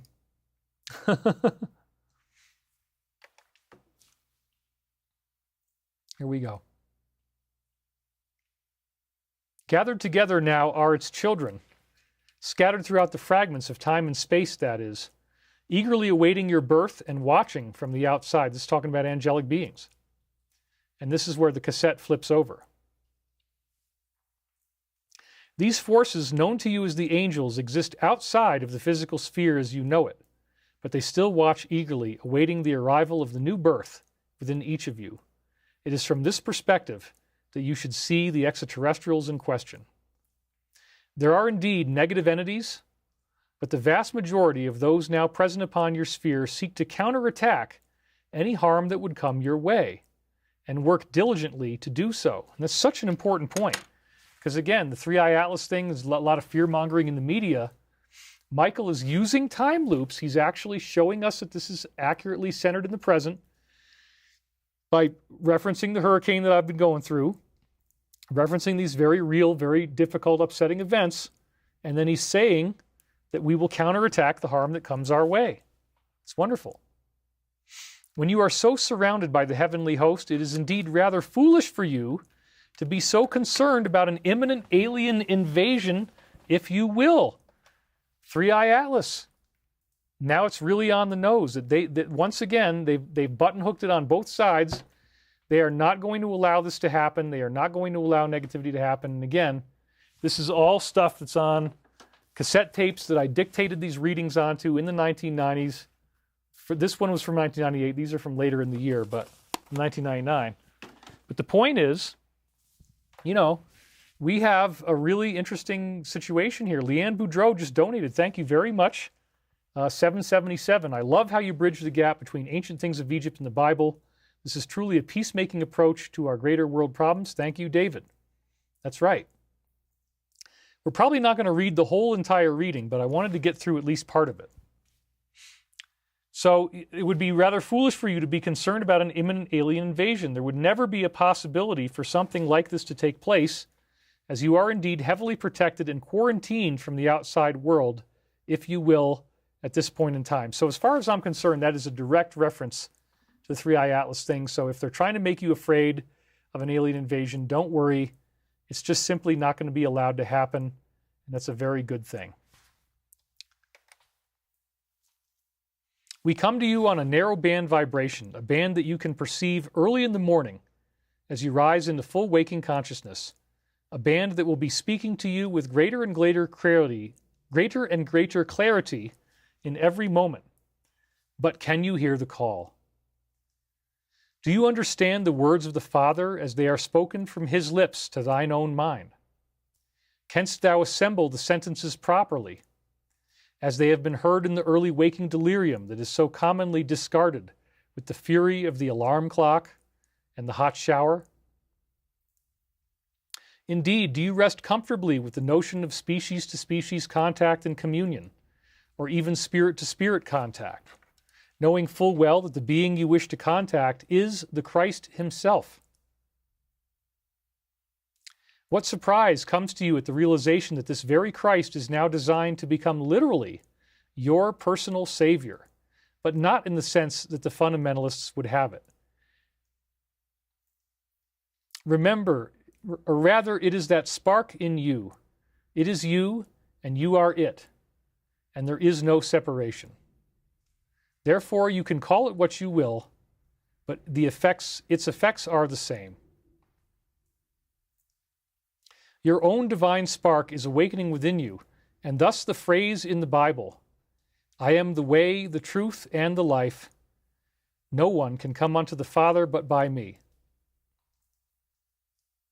And that's John 14:6. So this is, again, probably the most contentious thing that the fundamentalist Christians use to say, you know, nobody can come to the Father but through Jesus, and if you're not saved by Jesus, then you're condemned. And so here what Michael does is to offer a different version of this. Now, I did correct the Bible phrase to the way, the truth, and the life.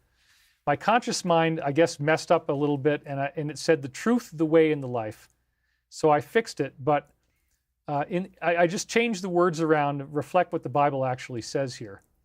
But again, John 14:6. Think about that statement for a minute. He's going to explain what it really seems to mean. I am the truth. Namely, there is no other truth save for the light within. So again, the Christ is non-denominational. Yes, there's a Christian religion, but this is actually the way it is. So there is only one truth. There is only one God, and we're all subject to that. It's just a question of how much do you perceive it, really. So there's no other truth save for the light within, which is Christ. It's just a name for it. I am the way. Namely, there is no other way but thine own way, revealed to thyself in the clarity that comes from deep internal wounding, then examined carefully by the self. I am the life. Namely, there is no greater life than that which comes inherently from understanding this depth of communion with the truest nature of oneself, one self. So there you go.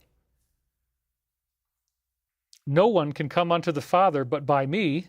What does that mean? Namely, there is no other path to self-perfection and achievement of enlightenment but by grasping and aligning with those forces coalescing within the self, then represented by said Christ light.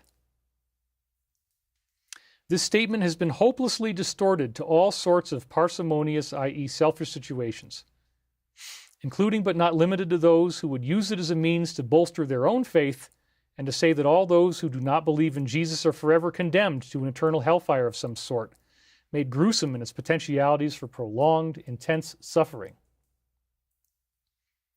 So parsimonious, again, means frugal or stingy, covetous, avaricious, that means greedy, miserly, close and tight. Parsimony, characterized by showing parsimony, let's click on parsimony, extreme or excessive economy or frugality, stinginess and miserliness, so not sharing. And stinginess, being reluctant to give or spend, being meager or barely sufficient in amount. Okay, so let's read that again. So the way the truth in the life has been hopelessly distorted to parsimonious situations of those who want to say that if you don't believe in Jesus, you're going to hell. And so they're just in this case trying to unpack that a little more and give you a little more insight into what that really means and where that's really going. And yet the masses of your people insist on some level within that this inner Christ is what is being accomplished. Because of the damage we sustained in our religion, namely Christianity, we often come to you without ever speaking in these exact terms. Indeed, many of your people choose to seek the Christ light within without naming it or labeling it as such. They may decide to use Native American spirituality, meditation, or any of a wide variety of other metaphysical topics to bring about this truth. Now again, I do believe that using the Christian software is the most effective way to get there. But yes, there are other ways to get to the truth, and that's what he's really talking about here. So too may there be the followers of other orthodox religions in the world, also responding to that inner calling generated by the light within. And Orthodox, again, sounds like Hebrew, and we're in the middle of Hanukkah right now as well. When one blows away the barriers that hold distinction, again a reference to the wind that's going on, one begins to perceive the true self in its form, which is pure compassion and light. To those untrained, it would not be seen at all or only viewed as an inanimate object, a luminous being that does not yield any knowledge or secrets whatsoever. Again, kind of another roundabout reference to 3i Atlas. The idea of a flying object, they say inanimate object, a luminous being, that's what it is. It's some kind of luminous being, right? Indeed, one may train oneself to the point of being able to see it, but if one does not possess the necessary desire for knowledge, it might yet elude them. What you are seeing is indeed the perfected signature of the model of man and woman. I just added that in. That holy presence that enshrouds all entities who would seek to make it manifest themselves. You are seeing a design that has stamped its signature upon thine own galaxy and its neighbors. This is the human design. Then envisioning a particular template through which all intelligent life might then be molded and formed. And that's what the Christ is. Jesus was the embodiment of the galactic human, the galactic logos, the model of humanity that is on a galactic level, that everybody who's born on a planet in this galaxy is going to become human in some way. While the human design is not actually very popular in the universe, again, the Law of One says it's about 40% of everybody is human, so it's not the predominant design throughout the whole universe. Apparently there are others. It is immensely popular in your own local area. Therefore, should it not be proper for your angels and heavenly hosts to look similar to thine own bodily forms?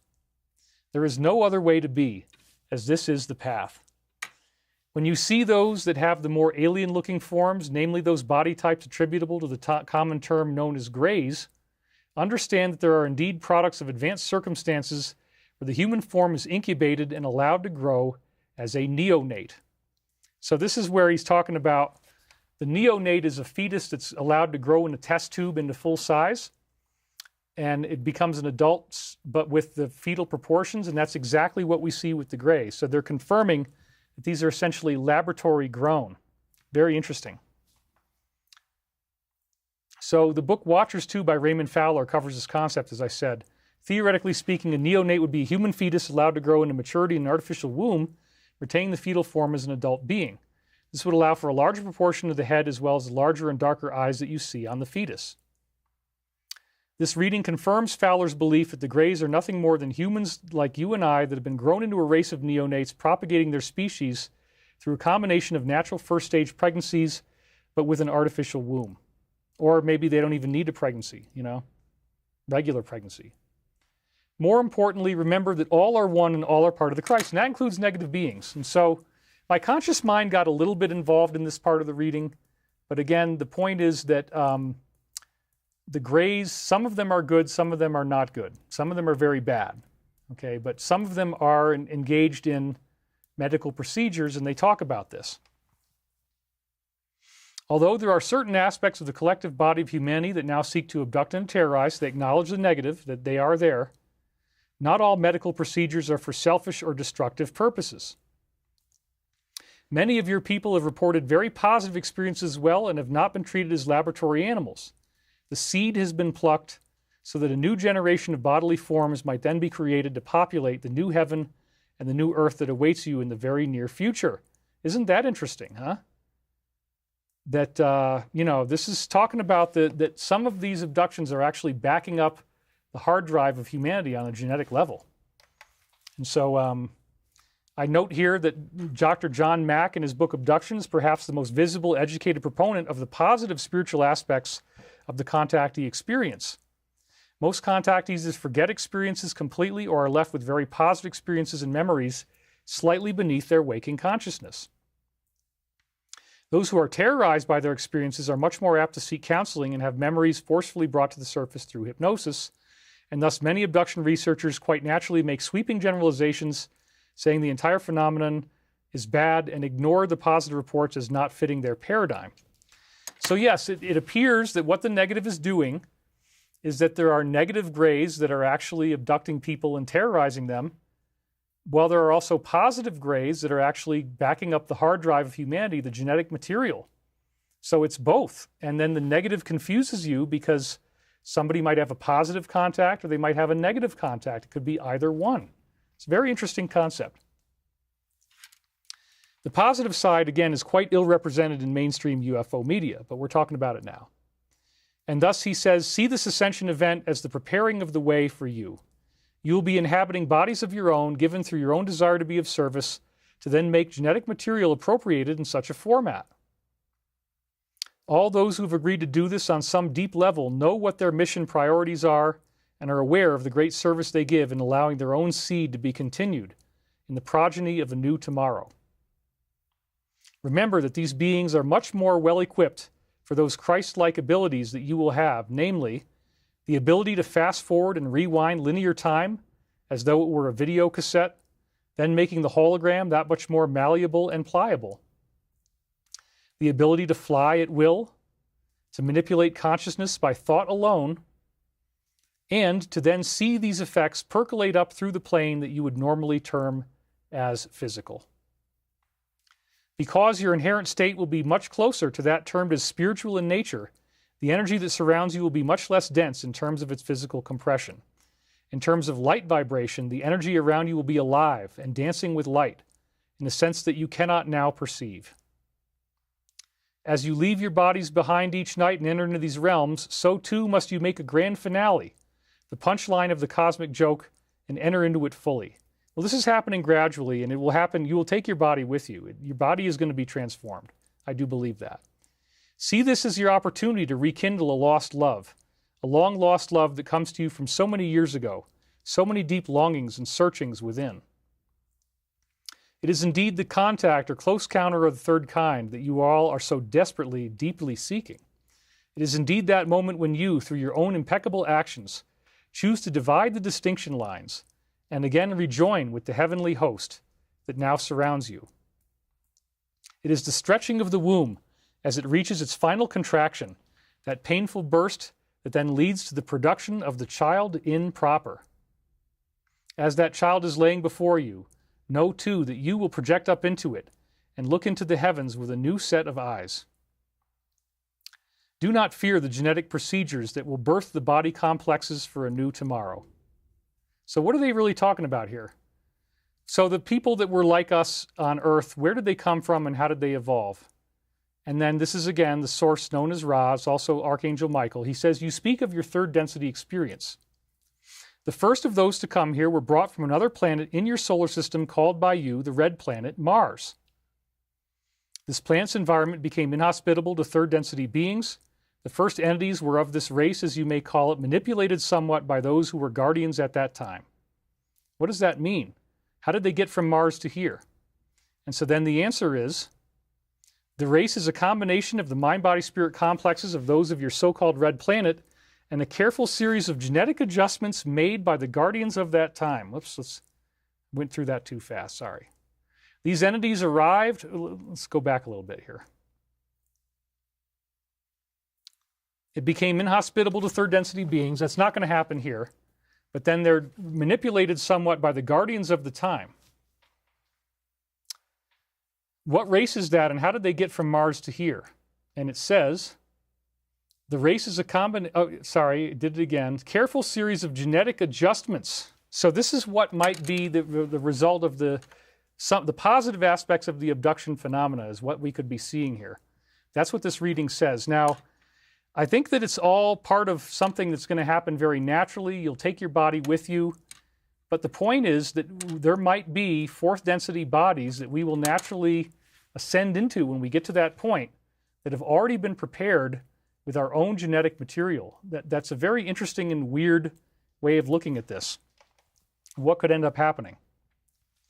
These entities arrived or were preserved for the experience on your sphere by a type of birthing that is non-reproductive, but consists of preparing genetic material to incarnate mind-body-spirit complexes. So in other words, the body is already made and you seamlessly transition into it, but it's a totally different body than the one that you had before. It's a very interesting way of looking at it, and that may be what ends up happening to us as we go into this fourth density. It gets technical. It's a very technical discussion, but it's fascinating, isn't it? Do not fear the genetic procedures that will birth the body complexes for a new tomorrow. Do not fail to see that the preparations have indeed been made for you to fulfill the Christ's promise. As I do these things, so shall you do them, and greater things, for I go unto my Father. Understandeth that as he sheweth thee the way to the one Creator, so too mightest thou comprehend the incredible beauty and bliss contained within one simple phrase, love thy neighbor as thyself. When thou comprehendest that thou hast but one being, and conceivest thyself as a fully functional aspect of that one being, thou hast no longer a need to continue to deprecate thine own countenance in the forms as thou now wouldst partake of it. Rather, seest thou not the grace, the beauty, the divine within? Seest thou not that thou hast a spark of the one infinite Creator within thine own personal vibrations? Dost thou decide to deny God, to deny love, to deny hope, by self-indulgence and the fallen energies of bitterness, ego, pride, etc., as heretofore mentioned? Or wouldst thou embrace the other selves around thine own self as merely a fuller extension of that I am presence that you and all others inherently are? Canst thou see thine own entity as one, as a collective body, a collective mind, a collective heart, and a collective soul? Dost thou realize the importance of this Christmas? That it is the birth of the Christ as a whole within thine own heavenly garments. That thou art indeed the Christ that has been born, that it is one. Wouldst thou focus on the contractions and pains of its birth, or rather delight in the new arrival? See that the time has come, the moment has arrived, and the players in the global game have all assembled into their proper positions. Do not distress at the necessary evils and activities transpiring and taking place, as it is all part of the greater plan. They directly mentioned the plan. All right, so that is a good place for us to stop this week. Let me see how much more of this we got, because I think we're going to pick it up next week. But anyway, yeah, there's a lot more. Whoops, we didn't want to do that. I moved a slide around. Hold on, let's see. Whoops.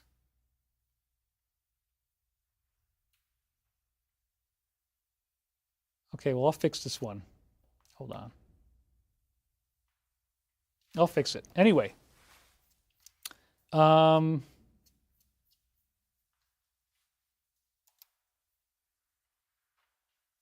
oops. We are out of time here, folks, but we have some great donations that just came in. So David Nino Rodriguez, $50 from A. Lang, has a regular guest on, recently said there are no friendly ETs. We are woo-woo if we believe otherwise. Well, people can say what they want. It's not our belief system. But anyway, I think that we're going to go a little bit past 333. We'll go up to like 340 today. But again, you know, the virgin birth, right? The virgin birth is, I think what they're actually talking about is angelic entities may have worked with gray ETs or other types of beings, certain types of grays, to capture genetic material. So that's why we have this curious phenomenon where, like with John Mack's books, some people have genetic samples taken, but it's a very positive experience. Nothing bad happens. Other people are terrorized and have very negative things happen. So it's a weird perspective. I get that, but and I'm not 100% sure if this is authentic or if my conscious mind might have been getting too close to the material at that point. But it is still a very beautiful reading, and it takes us a long way. So what I also want to do, though, is say that I believe that the body is going to transform on its own. Now, will we be able to, will there be bodies that we step into as we go through the final ascension process? Yes, perhaps. Will those bodies have been prepared for us? Yes, perhaps. That's one of the things this implies. But really, I think ascension is a very organic process. I think it's very natural. I'm not even sure I would agree with everything that this reading said. Margie Callahan says, "Thank you, David. Great show. Your voice is always soothing for me. Merry Christmas." That's right. Didn't you tell us, David, that Edgar Casey said the return of Christ was the Messiah? Yes, that's true. And the Messiah is already translated to us. This is awesome. Intent Recordings official. Thank you. R.W. Phoenix just donated $111. Says, "Amen. Thank you for a most amazing message. Amen and namaste." Yeah, it's just a way of connecting some dots and helping to make more sense out of what's going on. But again, I really want to thank you guys for this whole thing. I'll be honest, I got peeved when he said that. I don't know what you mean by said that. But again, this is all very interesting stuff. And, you know, we can definitely pick it up in the next week. We'll talk about this a little bit more. In fact, I'm behind David right now. Yes. Watch the stars tonight, says Amber now. So let's go ahead right now, and I want to thank you guys for being here. Thank you for listening. Again, this reading does have its very strange component with that genetic part, but you know, fundamentally, we are going through this birth. This Christmas time is the birth of the Christ within, and the real focus is on the love that we share for one another, the love that we share for ourselves. So let's now I want you to come together with me now. Close your eyes. Take a nice deep breath.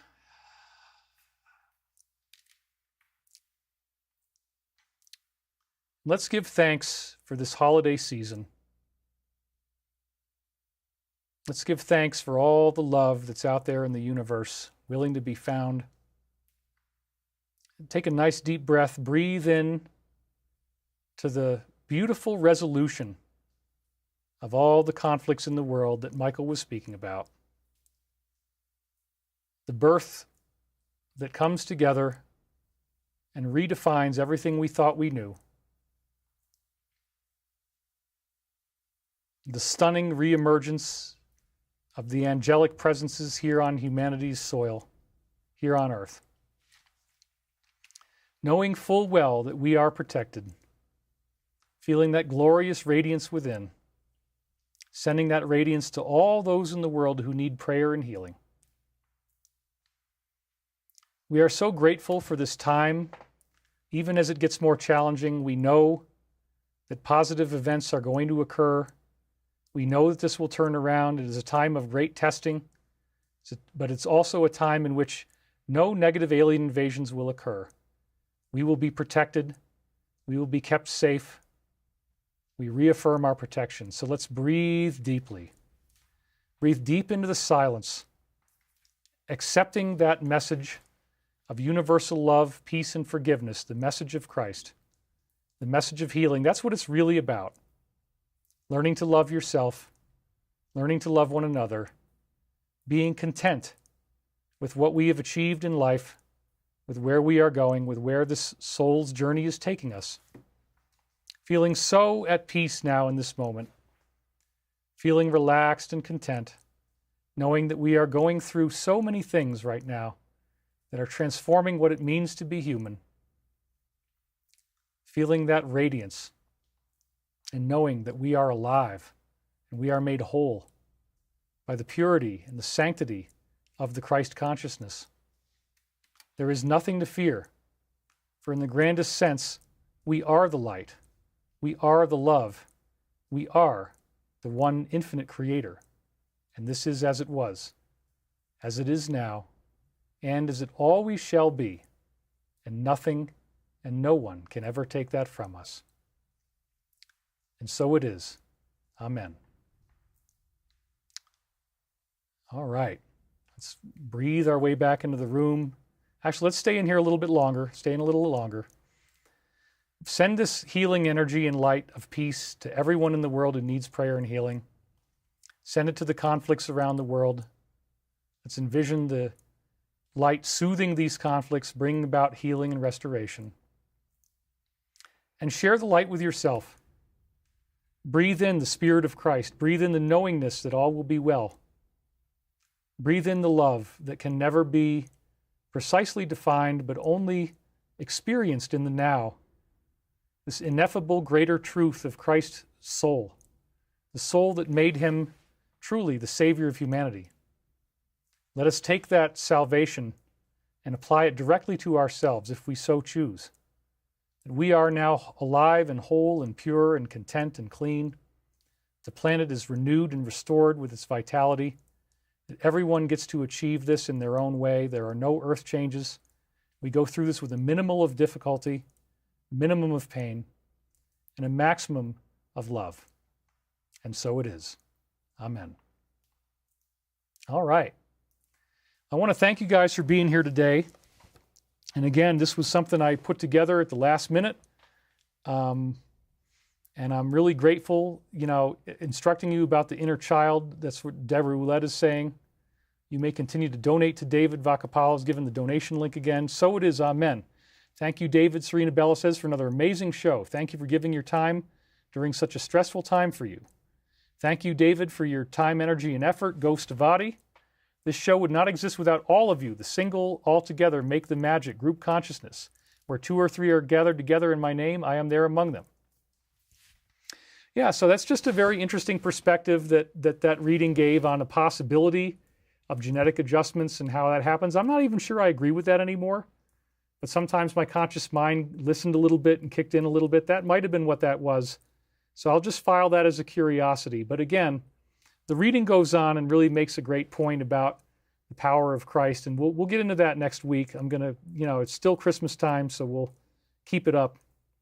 But anyway, I'm really happy to be here with you guys. And let's read some more comments. Always enjoy the wisdom you offer, says Lupe Ramirez. And we got 3 hours and 37 minutes. We'll do it up to around 3:40. December has been hard. Many emergency car repairs, savings. Yeah, we're all suffering, man. Frequency 963, great show again, David. Stay safe in your Netherlands. We love you. Your community loves you, and I love your community every week. Great vibes. Merry Christmas to all. A great week and a new year. So yeah, the law of one stuff, again, very powerful, contentious material about how non-reproductive birthing can occur. I don't know why I'm stuck on that. I keep mentioning it, but we'll talk about it a little bit. There could be different ways in which this happens, and we may naturally transition into bodies that they've very carefully prepared for us. It could be a different thing. It could be that ascension happens naturally, but it is going to happen. And so that's very interesting, the behind-the-scenes view of how our angelic helpers might be helping us. It's very interesting conspiracy theory, if nothing else, right? $50 donation from Stefka Filipov. Thank you very much for that. That just popped in right there. We're now at $2,600 chat revenue, which is great. Scarlet Fire, let those without sin cast the first stone. Be a good person. I totally agree. Thank you, David. Merry Christmas. All is well. Man, I am so tired. I want to thank you guys. I showed up for you on minimal notice, got a show together at the last minute in one morning, put it all together, put this reading in for you guys. I'm very glad that I did this. Romy Ako says, thank you for sticking with us through all the ups and downs in this battle. Thank you, Romy. We will be back with you guys next week. It's been very intense. I hope that this windstorm doesn't go on throughout the coming week. Right now, it's not on the schedule, so thank God. I mean, it could happen again. Who knows? But anyway, Merry Christmas to all. Thank you. Please remember to give the spirit of Christmas to everyone, to have that spirit of Hanukkah, whatever it is for you, the spirit of love and sharing and caring, and be kind to each other, be kind to your family and friends. This is all very important stuff. We want to follow those principles of love as much as we can and try to be honest and try to be brave, try to be good to each other, which we're doing. So I want to thank you guys very much for being here with me. It's so important that we share this time together. I really do love doing this show, and I, again, did the impossible and came up with something on very short notice. Frequency says, God never sleeps nor slumbers. He takes care of his children. Don't worry about it. Thank you very much. Claudia just donated $10. Thank you very much, Claudia. Merry Christmas. Thank you, David. You're welcome. Up here for dinner, says Terry Montag. With our love, we will rise above, says Intent Recordings Official. So yeah, again, I want to thank you guys for being here. This has been really great. I am very tired now. I'm going to get some sleep. But hey, you know, I made it through this. We did our 3.5 hours. Thank you guys for being here. This is awesome. Love you so much. Focus on the core of the message of Christ. Love, compassion, forgiveness. That's what really matters here. I want you to practice that throughout the coming week. We'll be back with the rest of the reading, back into this time loop. I'll see you again next week on David Wilcock Live. Thank you for watching. We will see you on the flip side, barring any other crazy things, but I'll do my best. And I'll try to come up with a new fun topic for us. We'll do that. Sweet dreams, David, says Gail Collins. Thank you guys for watching. We'll see you soon. Bye for now. Oops.